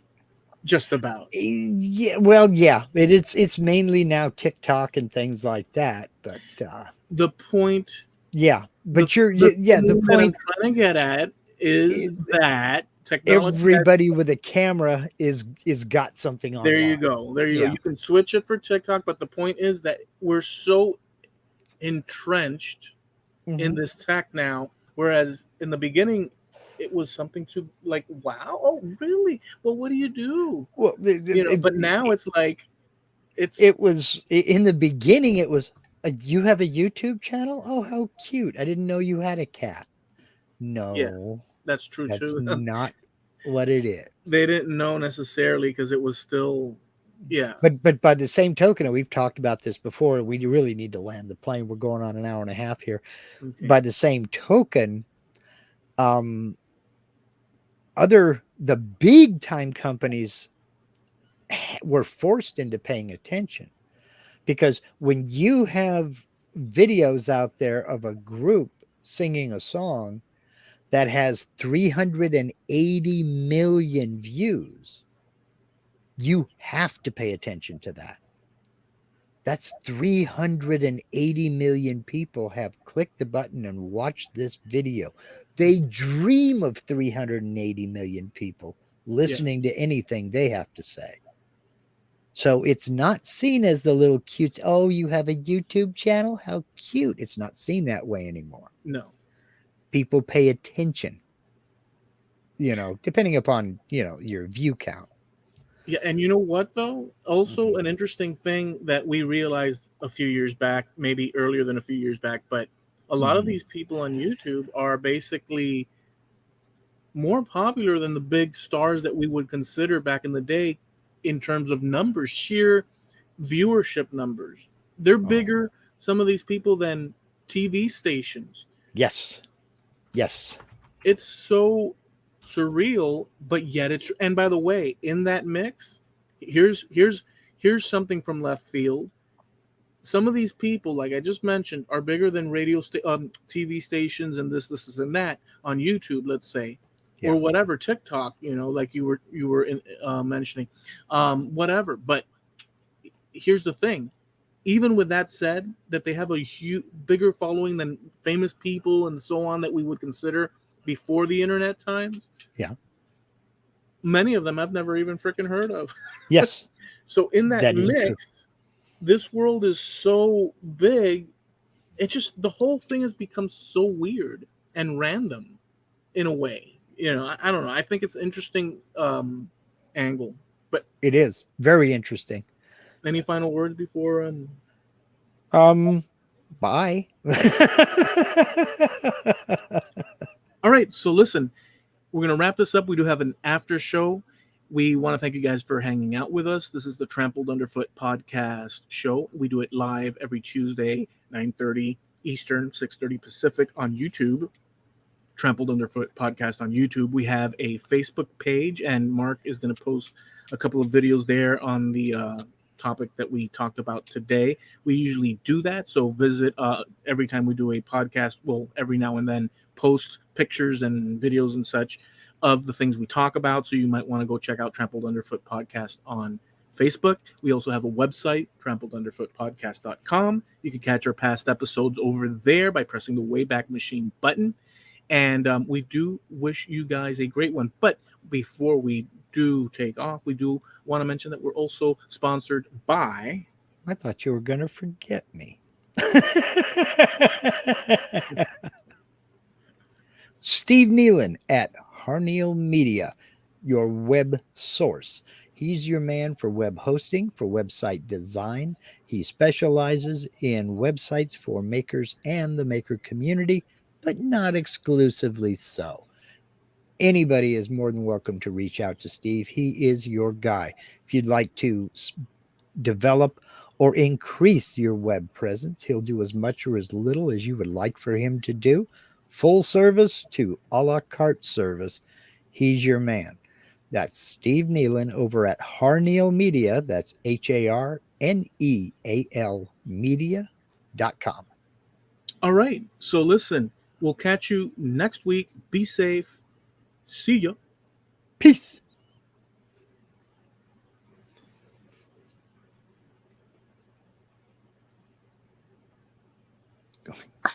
Yep. I don't need as long of a break. You don't need as long, yeah. No, I don't. I zoom in to the selected area and then go, there it is. I didn't expect us to go in the direction we actually, I didn't have any idea which direction we were going in, but we stringed it together pretty nicely. I mean, the theme was around, what would you call it? Mashups or reworking music. Yeah, when I do the edit, I'll come up with a title, but basically that whole concept of flipping that entire, just turning the sheet music over and playing it upside down. And that's exactly what it was. And he did it as an April Fool's gag. Well, 360,000 views later, he starts another YouTube channel that's going to do just that. And it's doing okay. It hasn't skyrocketed. People are still looking at the other video. I mean, as it sits right now, it's got that original video on April 1st has 375,000 views. So it's still getting traction. I don't know if it's going to end up on the trending tab or what have you, but I will post those over there pretty quick. So when we get done live here, I'll go ahead and post them over on our Facebook page so folks can see them. And because it's actually very cool. And the minute you hear the original, you go, oh, I know this. But it's a completely different tune played upside down. I mean, it was kind of spooky. It was like, wow. I want to hear it. So I can't wait to see the post. Okay, let's get into some comments here. You said that if you came over to our house and did a massive cleanup and started going through our stuff, and my wife Linda said, Eloy, if you come to our house, you'd trip over the spinning wheels. Those are the first ones to go in my cleaning endeavor. You don't know how big a can of whoop ass you just opened, my friend. You would rather walk through hell with gasoline in your pockets than touch one of her spinning wheels. I'm serious. If I'm hired to do a job, I've got to go and take care of we got to clean out the house. Good luck to you. Good luck to you, my friend. I'll be sitting out on the front porch, and you can. It's either that, or we have to make room by removing the CNC from the property, so we can make room. That's the first comment. Right. That's the first comment. Yes, right now. You'd rather crawl through a tiger cage with a pork chop sweater on. Or something like that. Guys, is it okay to get rid of these cow food I mean, just the most random item. Are these spoons? Are these spoons from the Chinese takeout place are allowed to be thrown away? The first three, yes, but save the last two. Let's see. These napkins from just. Yep. Jim Dockerel says we have a huge collection of perfectly good boxes that other things came in. Yes, I've got a bunch of them stacked up in the back of the Jeep to go down to the recycling place here pretty quickly. I just got to remember they're back there. It's funny. You ever do that?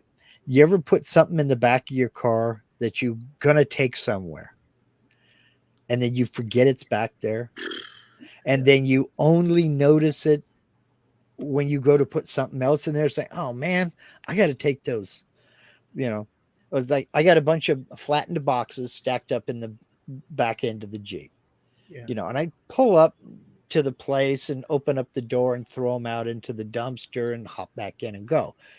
I just can't seem to remember to get down there. And I don't remember they're there until we come out of the grocery store and I go to put more stuff. Oh, damn it. I got to get rid of those boxes.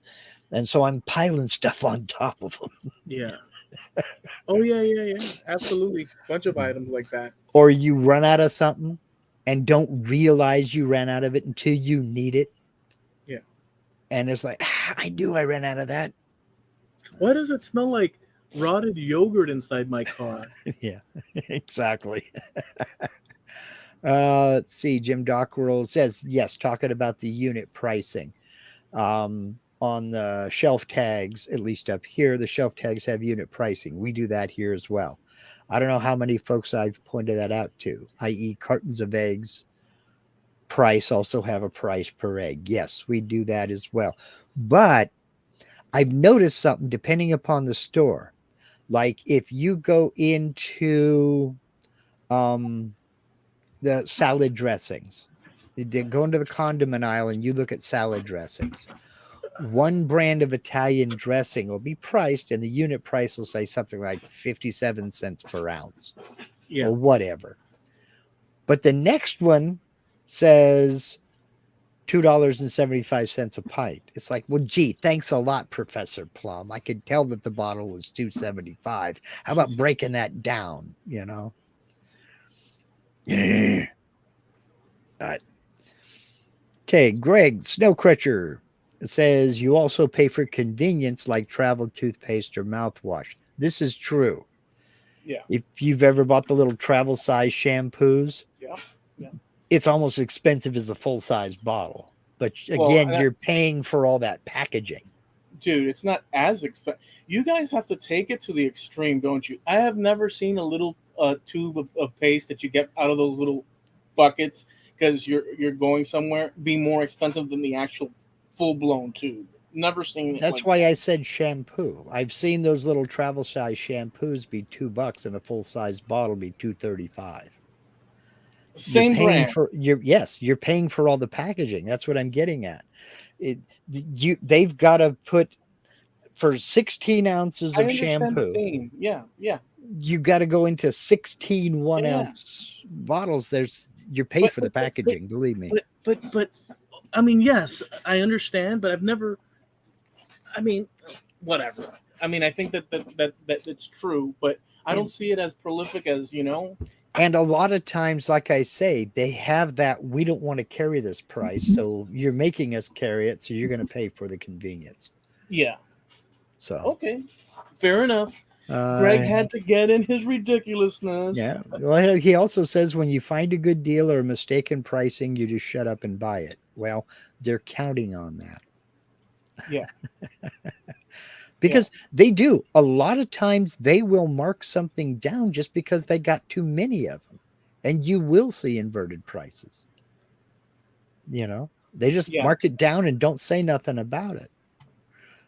So let's see. Yeah. You'd have to, so what I said, so there's so many variations on the theme, but what I said was like one specific thing. And I think I had control of it, but I was wrong because after I put it out there, the world found as many alternatives as possible to say that my perception was not correct. Well, no, it's not that your perception wasn't correct. It's just that that's a many-faceted thing.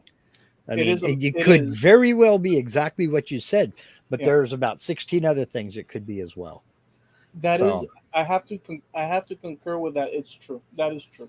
So yes. Let's see. I was talking about the price of beef being more than the price of salmon. Jim Dockwell says that's because there are only 3 or 4 major packing companies in the USA that do beef, a virtual monopoly, yet the farmers are getting the same per head they were 15 years ago. Try 20. We know a cattle rancher in Idaho who is struggling right now with that very thing. And there are some pending lawsuits over that monopolistic situation. And it's gone so much so that there are rather large co-ops being formed to start their own processing and bypass these big processing plants altogether. The pre-pandemic price that we were paying for beef, cattle rancher was being paid whatever per pound. Right. They are being paid the exact same amount today that they were pre-pandemic, but the price has gone up. The price has soared.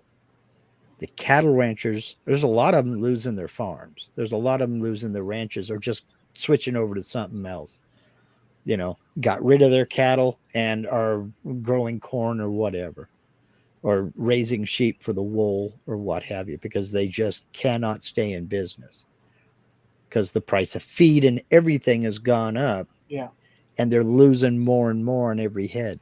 Yeah. So, yeah, it's a nightmare for for everyone, but for some people, it's the change from having a life to being in ruin completely. Well, but that is true. There are in fact, I think it's 2 or 3. I don't remember exactly, Jim, but that is precisely correct. So, let's see. Linda came in. Don't get me started on meat packers. We have a buddy who's got a cow-calf operation in Idaho, and he's struggling. Exactly. Okay. And Jim says he remembers the good old days of Napster and LimeWire. So do I. I. Yeah. Napster and LimeWire. I don't know if they are still today, but Napster kept going, but they became more of a broadcast service where you as a band could upload your music there and people paid a price to either download it or stream it. I don't know if they're still doing it, but they tried to go legit. I gotta throw this at you because this right now, for some reason, it hit me. There's talk. I don't know the details, but I'm going to give you like the roundabout what I heard, and I heard it today. Mm-hmm. It's a very loose theme, and I'm going to try to give it to you as best as I can because I can't quite. I just heard about it. There are suggestions and people working on supposedly a situation where, like an RSS feed, creating where content can't be shut off, controlled, or anything, because what they're going to do is tie everyone in that will subscribe to the thing, and all you get is the different websites. So, like your website, my websites, you host all your stuff on your website, your videos, or this or this or that, and people go to this one source, and all the stuff is there with descriptions of your channel and this and that. So what happens is that it facilitates the ability for people to reach you what do you call the word? Restricted. Unfiltered? Yeah. Unfiltered, and nobody can stop it within understanding. So it's like an RSS feed they were suggesting. So something like that is in the works, and it would be open source, sort of like other things that are open source, so that it can't be touched. So someone with your interest in this and that, full throttle. Somebody that does this is so it's kind of like Pirate Bay, where it's not. It's all it is yeah. And wait until the prosecutions start coming down from that, because somebody's developing it, and when it goes any web host that hosts it is going to get shut down. Oh my God. The prosecutions that would come from copyright violation. DCMA is a punishable thing. Well, not everybody would get, if you're doing wrong. See, that's the whole thing about it. That there's no filters. But if you're doing messed up stuff that's illegal on your website that you're paying for, that it's yours and your control, they go after you because it's you doing what you're doing. So everybody's responsible for themselves. Yes, and so is the server that's allowing that. I mean, that's why they went after Napster. You hire your server for your website. Then why did they go to Napster? Then why did they go after Napster? No, I don't know all the details to what they're doing, but there's people working on this. So don't associate this with Napster. Well, no, because with Napster, you were responsible for uploading and downloading. It was peer to peer. I was downloading this from you uploaded it to the server and I was downloading. Okay. They went after the company that made that possible. Yeah, but an RSS feed, and by the way, arguing. I think RSS feeds are cool. By the way, but let me just say this thing: you're arguing points as to, not even to speak of, that they can be that they can be sued and gone after. Yes. And so can the individual users. And so am I correct in saying that broadly? That you're suggesting that, right? So I don't think there's any place for one to escape from if they want to put up Hitler gatherings on Sunday and burning half of Detroit. I don't think that there's any place for people like that to hide eventually, shorter of this and that. But and second, I don't know all the details like I suggested earlier, so I don't know all the. And I don't either.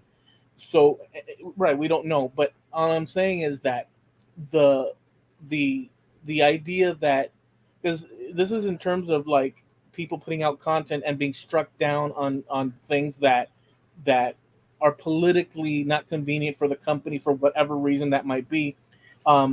There's people working on something that it disconnects, and fragments that situation. What? Yeah. I'll talk about it later on. It's not for the podcast. So I don't know the ins and outs enough to say that it's a solid thing, because obviously I wouldn't know. Yeah. I just heard about it, but I find it's better than having nobody working on anything. I don't agree with that, but because I don't think that censorship is as big of a thing as people are making it out to be. Because you still can say anything you want, and you can still put it out in the public arena. Just you may not be able to put it on Twitter. You may not be able to put it on Facebook. You may not be able to put it on YouTube. But you can ding dong sure put up a website and say anything you want. There's a difference between censorship and community standards. Twitter isn't censoring anybody. They're just saying you can't use our service. And they have the right to say that. But you can say whatever you want to say. You can publish whatever you want to publish.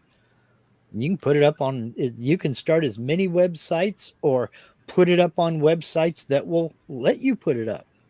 And they do, and they have, on all sorts of extreme topics. So what I would say to that is that, number one, you said you don't think that it's as what was it you said? I don't think it's as extreme. I don't think that censorship is the big problem people think it is. Okay, so what I would say to that is that, what I would say to that is two things. I disagree and I agree. And the reason I have to say that is because it would get in the weeds, but so I'm going to leave one side of that to the side, but I'll focus on the personal level of an individual posting crazy ideas and this and that on a particular platform. If that platform, it crosses the line for that platform, that person is a fish out of water, because frankly they've gone overboard.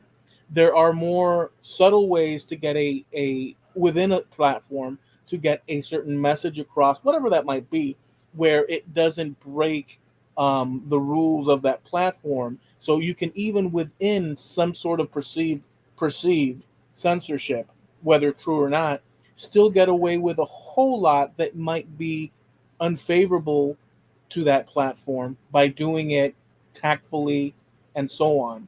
But for the majority of the cases, it's probably more likely that people are going off the rails, um, offending people and just Well, completely running amok, and then they get slapped with some sort of it, what online it fine. what it sounds to me like is they're mad because they can't tell a dirty joke in church because the pastor won't let them.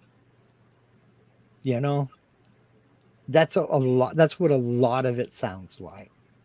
There's Because some people that at the end of the day, there's a time and a place for everything, and these are private companies, and they have the right to run their business the way they want to run there's it. some there's some people that, oh, go ahead.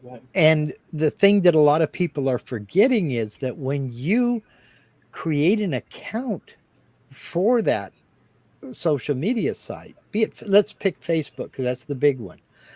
When you create a Facebook account and you start a Facebook page, there's a user agreement that you agree to abide by. And by setting that, because you scroll down to the bottom of it and you click I agree, and then you move on to the next step, most of us without reading it. But you have agreed to certain things. It's a little disingenuous to get cheesed off because you violated one of the things that you agreed to. To me, that's a little disingenuous, and then call it censorship. Oh, no, you agreed you would do these things and you would not do these other things. Well, you did one of those things you said you wouldn't do. You know, you took a needle and you put it against your balloon. Don't cry because it popped. You know? Yeah, the thing is that it's a weird it's a weird situation. So, like, let's say you and I and a couple of buddies got together at home physically in front Mm-hmm. of each other and had varying discussions of different Mm-hmm. topics and arguments, and maybe one of our friends had an extreme idea in one direction that doesn't comport with the rest of the people. And let's say there's all that. We're at, let's say, my house, um, and I might have tolerance to up to a certain level within my house, Mm-hmm. Your house, your and rules. let's say that one of the guests crosses the line where it's a problem. Mm-hmm. I have every right You got to to say go. nay, Yeah, and in fact, I also have a right to completely change what my thresholds are from one given moment to the next. you sure can. However, however, um, I don't know that I would have many friends left in this sort of scenario that we're talking about if every time my friends came over, I changed I'm capable of doing it because at the end of the day, it's my home.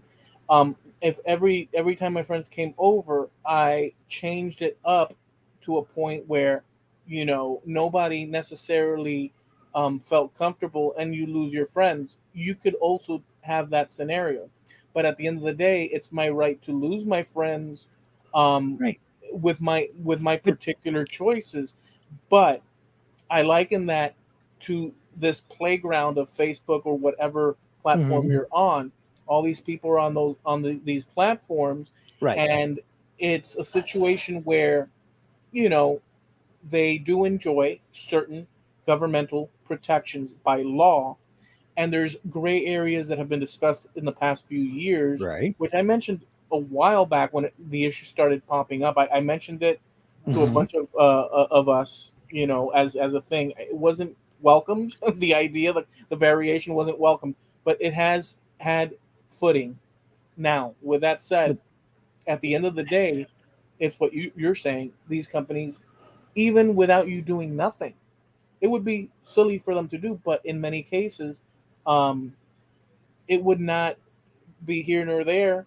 They could go ahead and do that because they have the right to do it. It's their playground. it's their house, it's their rules. And Right. see, and here's my argument against the whole censorship claim. You do not have the right to be on their service. You are not entitled to that megaphone for your voice. You don't have a right to that. It's their house, it's their rules. You are perfectly within your right to tell your friends, don't spit on my floor. And if one of them spits on your rug because, well, it's not the floor, it's the rug, you have the right to change that rule and tell them, get out and don't come back. So, and then the next time he spits on your coffee table, well, it's not the floor. Quit trying to get around the rule and realize that there are party rules here. Quit whittling in the finger bowls, So I see putting a community standard in place and then having to change that standard because there's a certain segment of people who are doing everything they can to get around that. I can see them having to change the rules, But then again, at the end of the day, it's their service. It's their website. We don't have the right to be there. Then kick us off for no reason. Then close the doors tomorrow. So we have to play by their rules if we're going to use that site. Just keep this one thing in mind. Go ahead. They also frequent the halls of Congress. That's true. Not only at the lobbying level, but in particular, they sit in front of committees in order to, because there's the import of what this is a new, even though we've been in it for a while, this is a new, any amount of watching of these hearings, there are questions as to manipulation.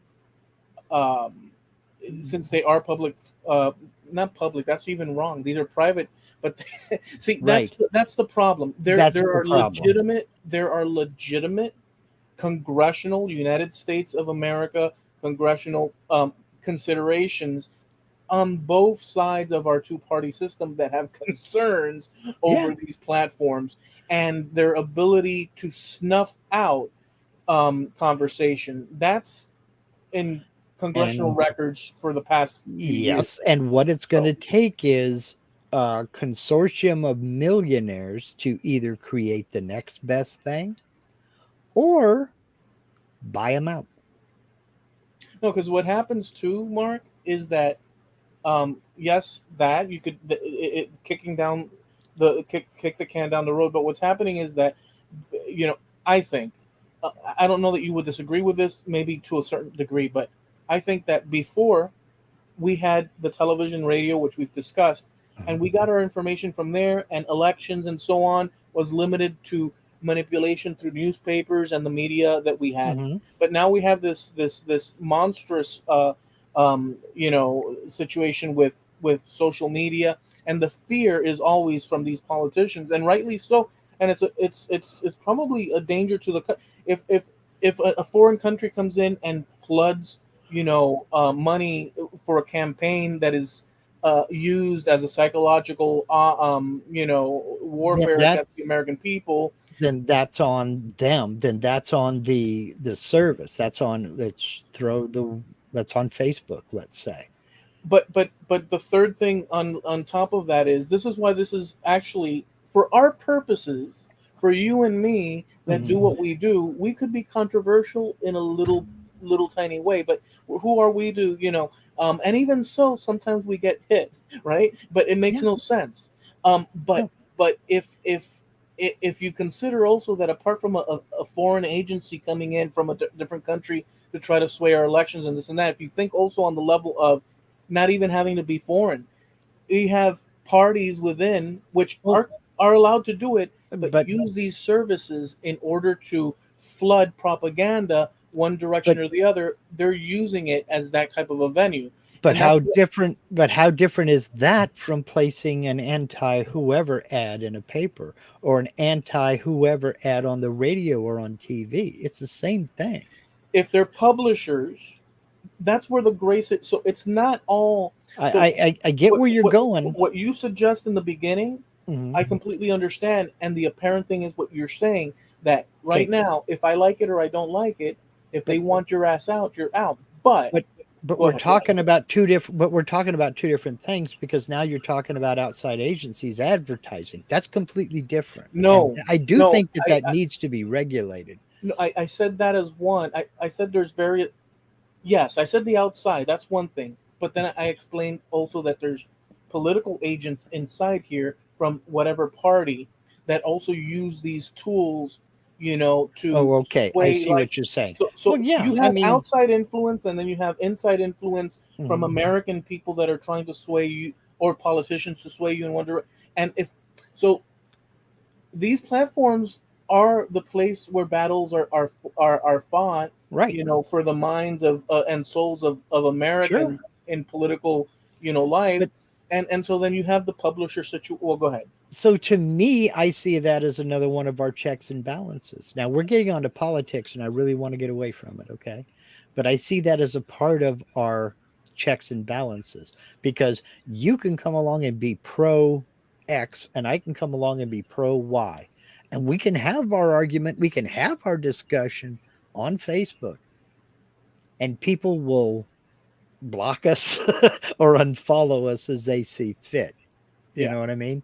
Now, to your point about somebody else coming in and buying advertising, that's a different story entirely. And I think something has to be said.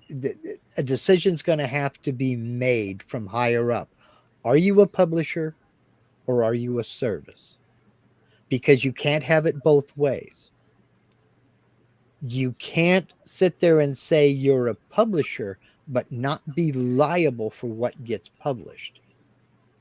You can't have it both ways. If you're a service and the people who post on your service are responsible for what they post and you're not, then they're liable. And that's one thing. If you're a publisher, then you're liable. Then you are liable for what these people publish. And what protects them greatly is that they are not a publisher. How is it? Yeah, that they're not a publisher. That they're a service. That's right. And so along with that comes some protections, but they have other protections that they could get if they were a publisher. So they've got to quit straddling the fence. They can't try to claim publishers' protections, but services protections at the same time. So what is it? If they end up being a publisher, that is a death nail. Well, it is. And that's why everybody was so against I guess it changed its name to Article 17 over in the EU with copyright protection and what have you, because the EU adopted legislation that any video that violated a copyright, it was YouTube that was in trouble, not the person who uploaded the content. And there was a major storm, and it came down to where YouTube said, then we'll just pull the plug on the EU. And there will be no YouTube in the EU. Yeah. Then they backpedaled and said, well, wait a minute. Now, what has changed about that, I don't know. But that's what it's going to take. It's going to take some major decisions, very difficult decisions, to figure out what's going on. At the end of the day, this is a money-making machine.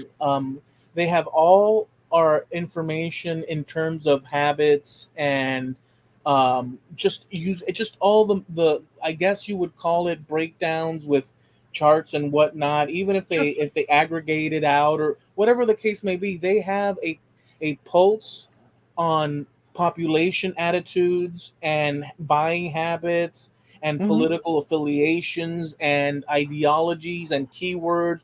They have this whole sort of like painting on the wall of how people behave in the aggregate, and specifically if they looked at it, I would assume, I don't know this firsthand, but it looks like it.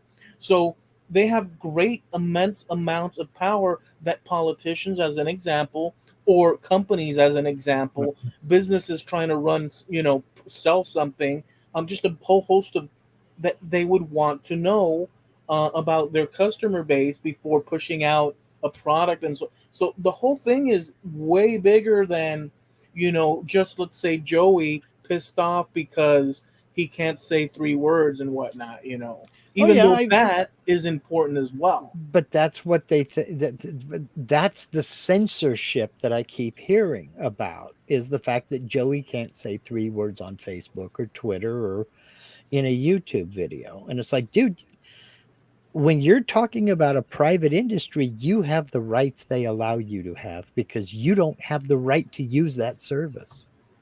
And they can put restrictions on that speech. They do. Legally. Yes. No, they do. Yes. It is their, and it is their right to do so.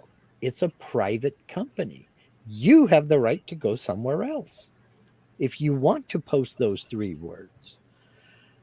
I got a video to show you a bit later on, and as I'm watching this, I specifically thought of you, and we need to be having this discussion off the air. Well, in any event, it's an interesting conversation. Unfortunately, there's no. Okay, so unfortunately, your position that you repeat a lot, not unfortunately, you eliminate unfortunately, but your position that you repeat a few times about them having this power over the individual, and if they don't like it, get to walking. I think that is the apparent situation. Yeah. I don't know that there's any way around that. And a lot of people have. A lot of people have gone to other platforms or just left social media completely. Well, there's a perception out there from certain people in certain ideologies, for whatever, just you can fill in the blanks, that do feel that there's and politicians and congressmen, and that's why they've held hearings as well. There's a perception and there's certain data. What will become of it, we don't know. But as it stands, we know they have the right to do what they do because they do it. Yeah. And it just is. They're a private business, just like any store you walk into. And if you don't like what they're selling, you have the right to go somewhere else. Yeah. You know? Yeah. It is what it is what it is. We understand it, and we see, and we all have our judgment calls on what's just and this and that. So I every now and then, last thing I'll say, because I know we're running the I've seen people that say, well, I just got out of Facebook jail. I've seen people say that.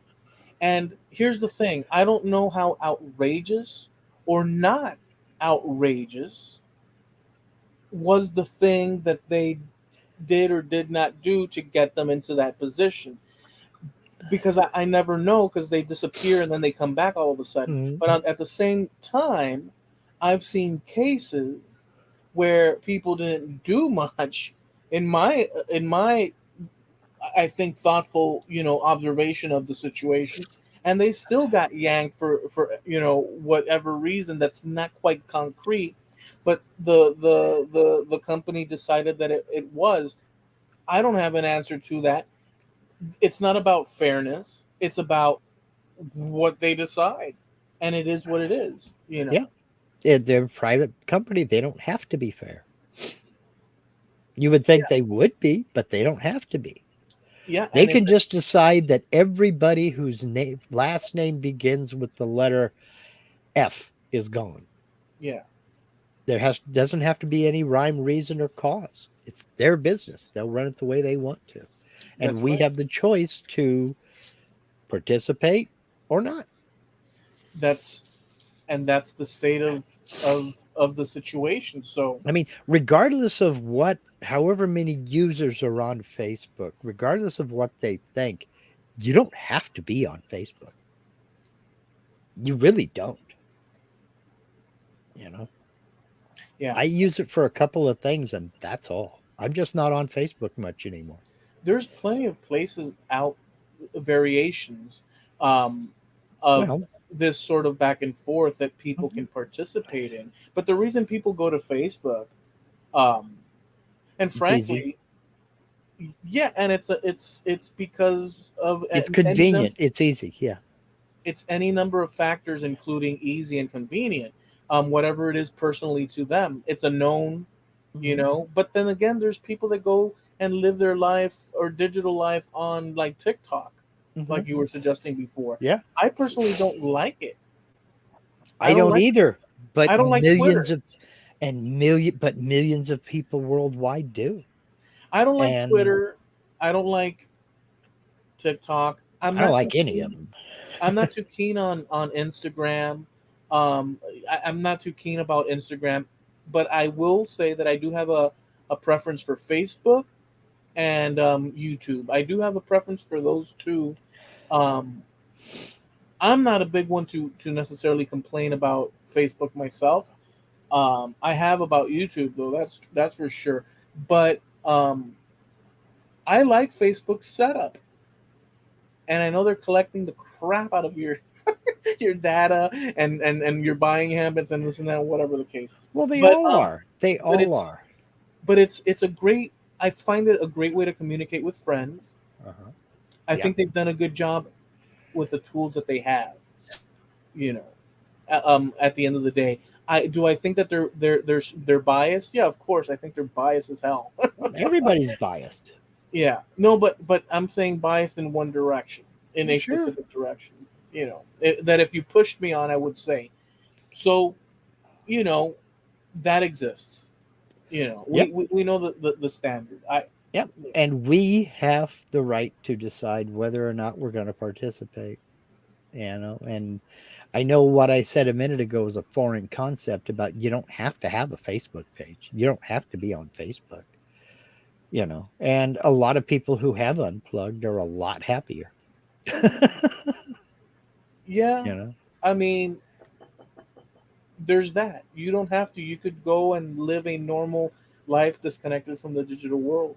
You know, we all do what well, we want. you don't even have to disconnect from the digital world. It doesn't have to be that specific platform is what I'm getting at. Yeah, we all do what we want to do Mhm. that fits our our likes and whatnot, and we all complain at the things that we want to complain Mhm. that we find are valid complaint points, Sure. and we also all minimize other people's complaint points in order to maximize our own.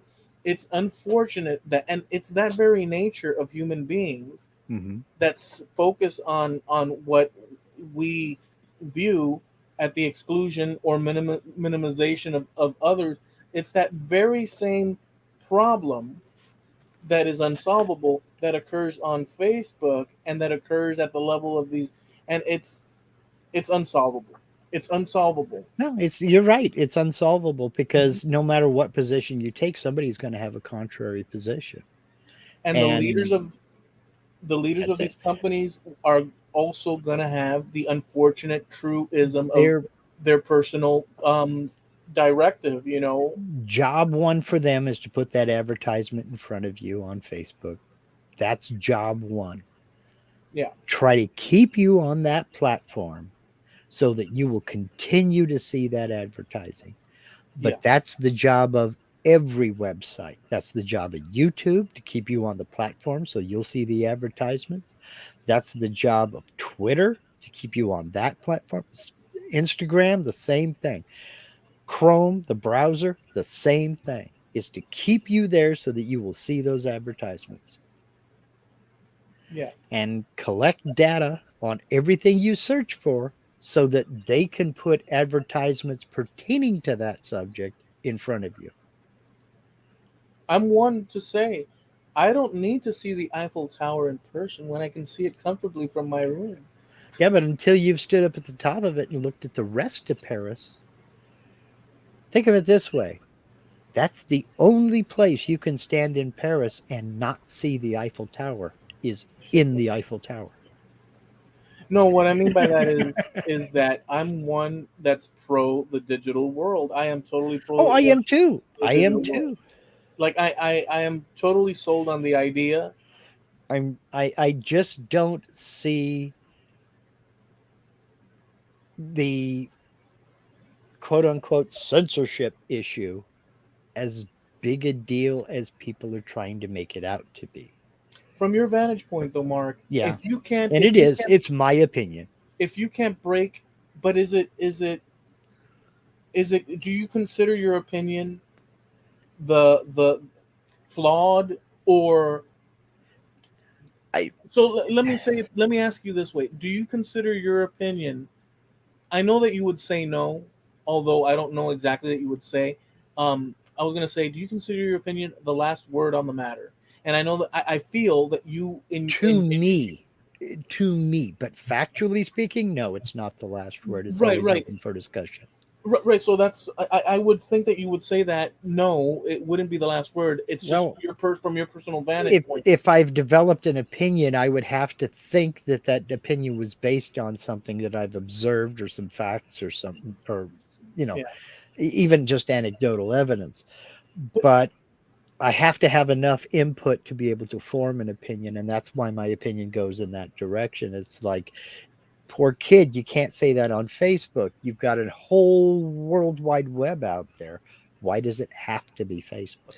but Mark, here's the problem with and but you already said that no, it's just from your vantage point, it's not the Yeah, last word. Period. yeah. So you accept that, and I think that that's the most reasonable thing for a person to. Because here's the thing: you're thinking in terms of, or at least you're saying for kids and so on and so forth.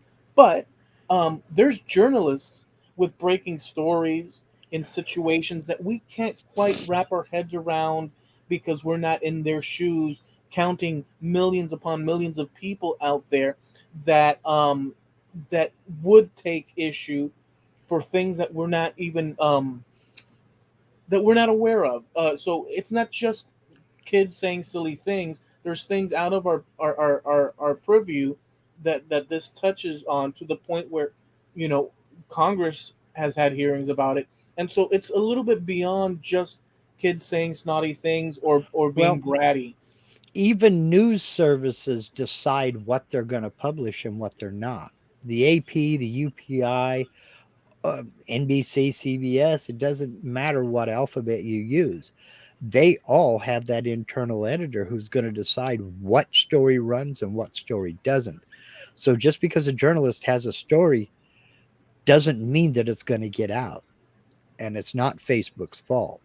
Because if a journalist has a story, there are other ways of getting it out there.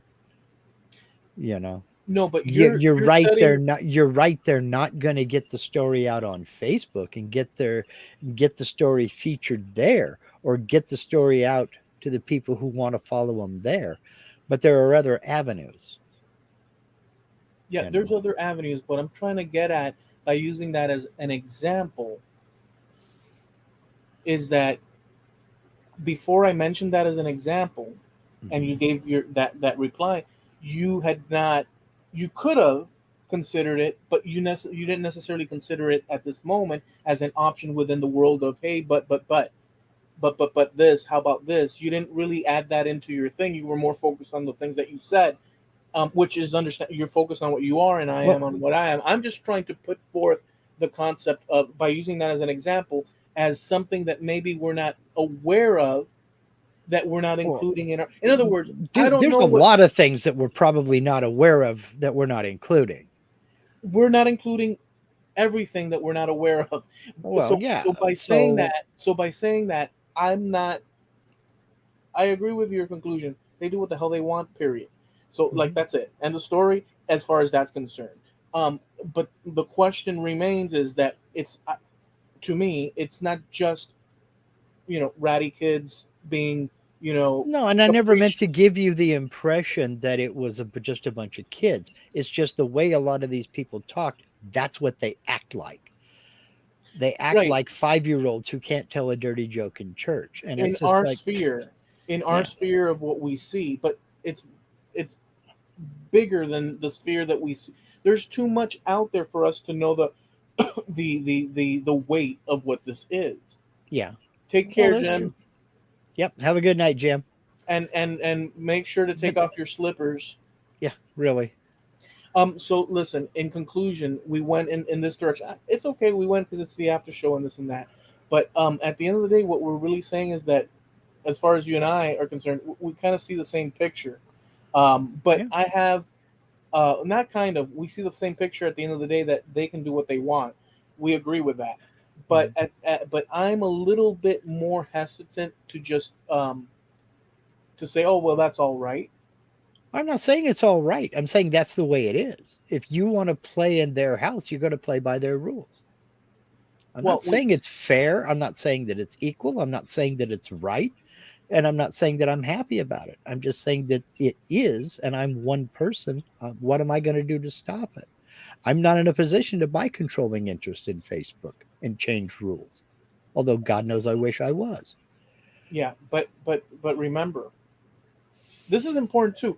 You did not offer Mm-hmm. throughout this um, any. You explained that you're saying, and you stuck Mm-hmm. with that. And Mm-hmm. I offered you, well, but Congress is taking note and such and this and that. And although It's true. you agreed and all that, but your interest stopped at they can do what they want, and No, that's where that's we're not where at. my interest stopped. That's just where the situation stops at this particular point.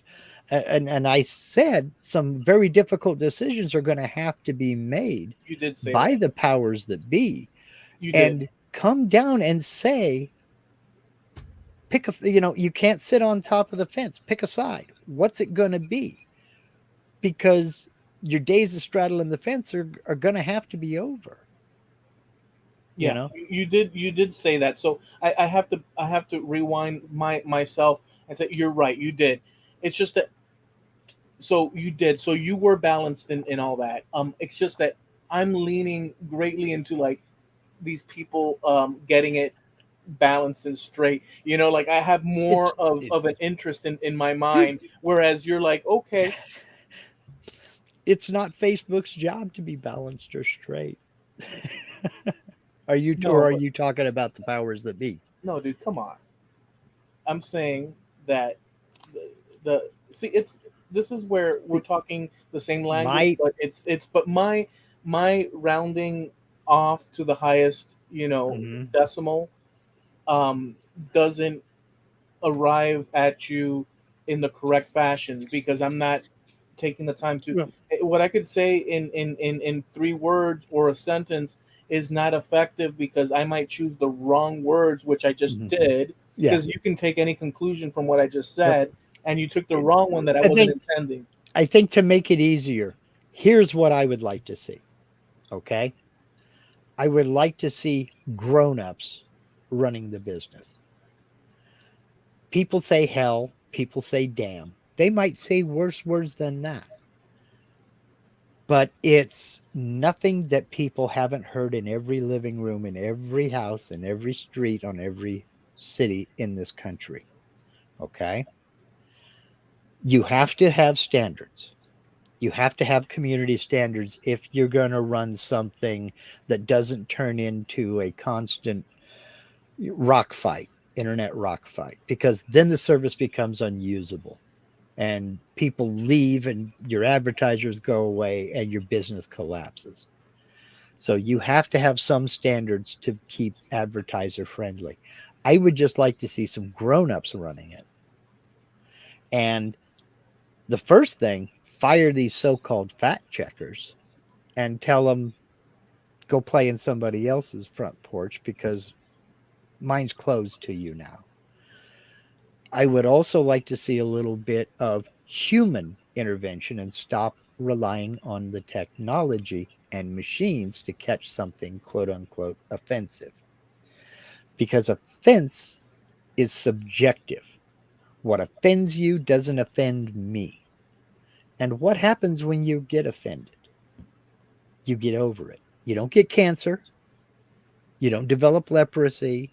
You don't fall over in a diabetic coma. You choose to be offended. Show me where it says you get to go through life without being offended. That's not in the Constitution. Sorry. If you're offended because somebody posts a picture of a flag on their Facebook page, I submit that's your problem, not the flag and not the person who posted it. So let's get some adults running the show here. Cut the petty crap and focus on the real issues. Focus on the real problems, the real violations of the community standards. That's what I'd like to see. And if you say hell, damn, or a few other choice words in one of your posts because you're a little miffed at the guy at the shop and go because you ran his shopping cart into the back of your car, I believe you have the right to rant and call him everything but an upright walking human being if you so desire. Because other people have the right to decide to hide that post because they don't want to read that language. They have the feature that you can hide the post. They sure do. They make it easy for you to opt out from seeing somebody else's posts. Yeah. I think 3/4 of the people that are offended by stuff are looking for something to be offended over. So I think that those are fair things that you said. I don't think that they're any. I think it's reasonable. But I just want to say this one thing. I think that what is it that you said, the fact checkers, mm-hmm. in my opinion, and I don't know that you would disagree, but I'll see. When a fact check thing pops up and I run across it, to me, it has the opposite effect of which it is intended. Oh yeah. Big time. Because what's the gut reaction? That you hate it, even that if you it's don't true. Believe it. That you don't believe it. Right. Even you if don't it's believe true. that fact checker. Here's my thing. It says independent fact checkers. Who? You can track them down. I think that they're trackable. Who is your fact checker? They end up being certain groups. Name it. Don't say independent fact checker. Name them. Yeah. If you are so sure, name them. Why would they want to remain anonymous? They've tracked them, and when you see the preponderance of all the different things, it ends up looking like a certain picture in a certain direction. I just say. Anyways, I'm glad we performed these little exercises and stuff, but maybe we should just wrap it up because we half an hour ago. I am always amazed at our conversations, even the ones that we do hanging out with Greg and everyone and this and that we just keep going into all these weird places. What you mean we, paleface? It's not my fault. You're a willing participant. Don't throw this on me. Okay, well let's end it. I've been trying to end this for half an hour. What? You've heard me. You know what you're also doing? You're giving me guilt. You're trying to put the guilt on me. Is it working? It is. I'm very easy to do that too. Go with it. I'm gonna let you guys go out there. Take care, y'all. See you next week. Have a safe week.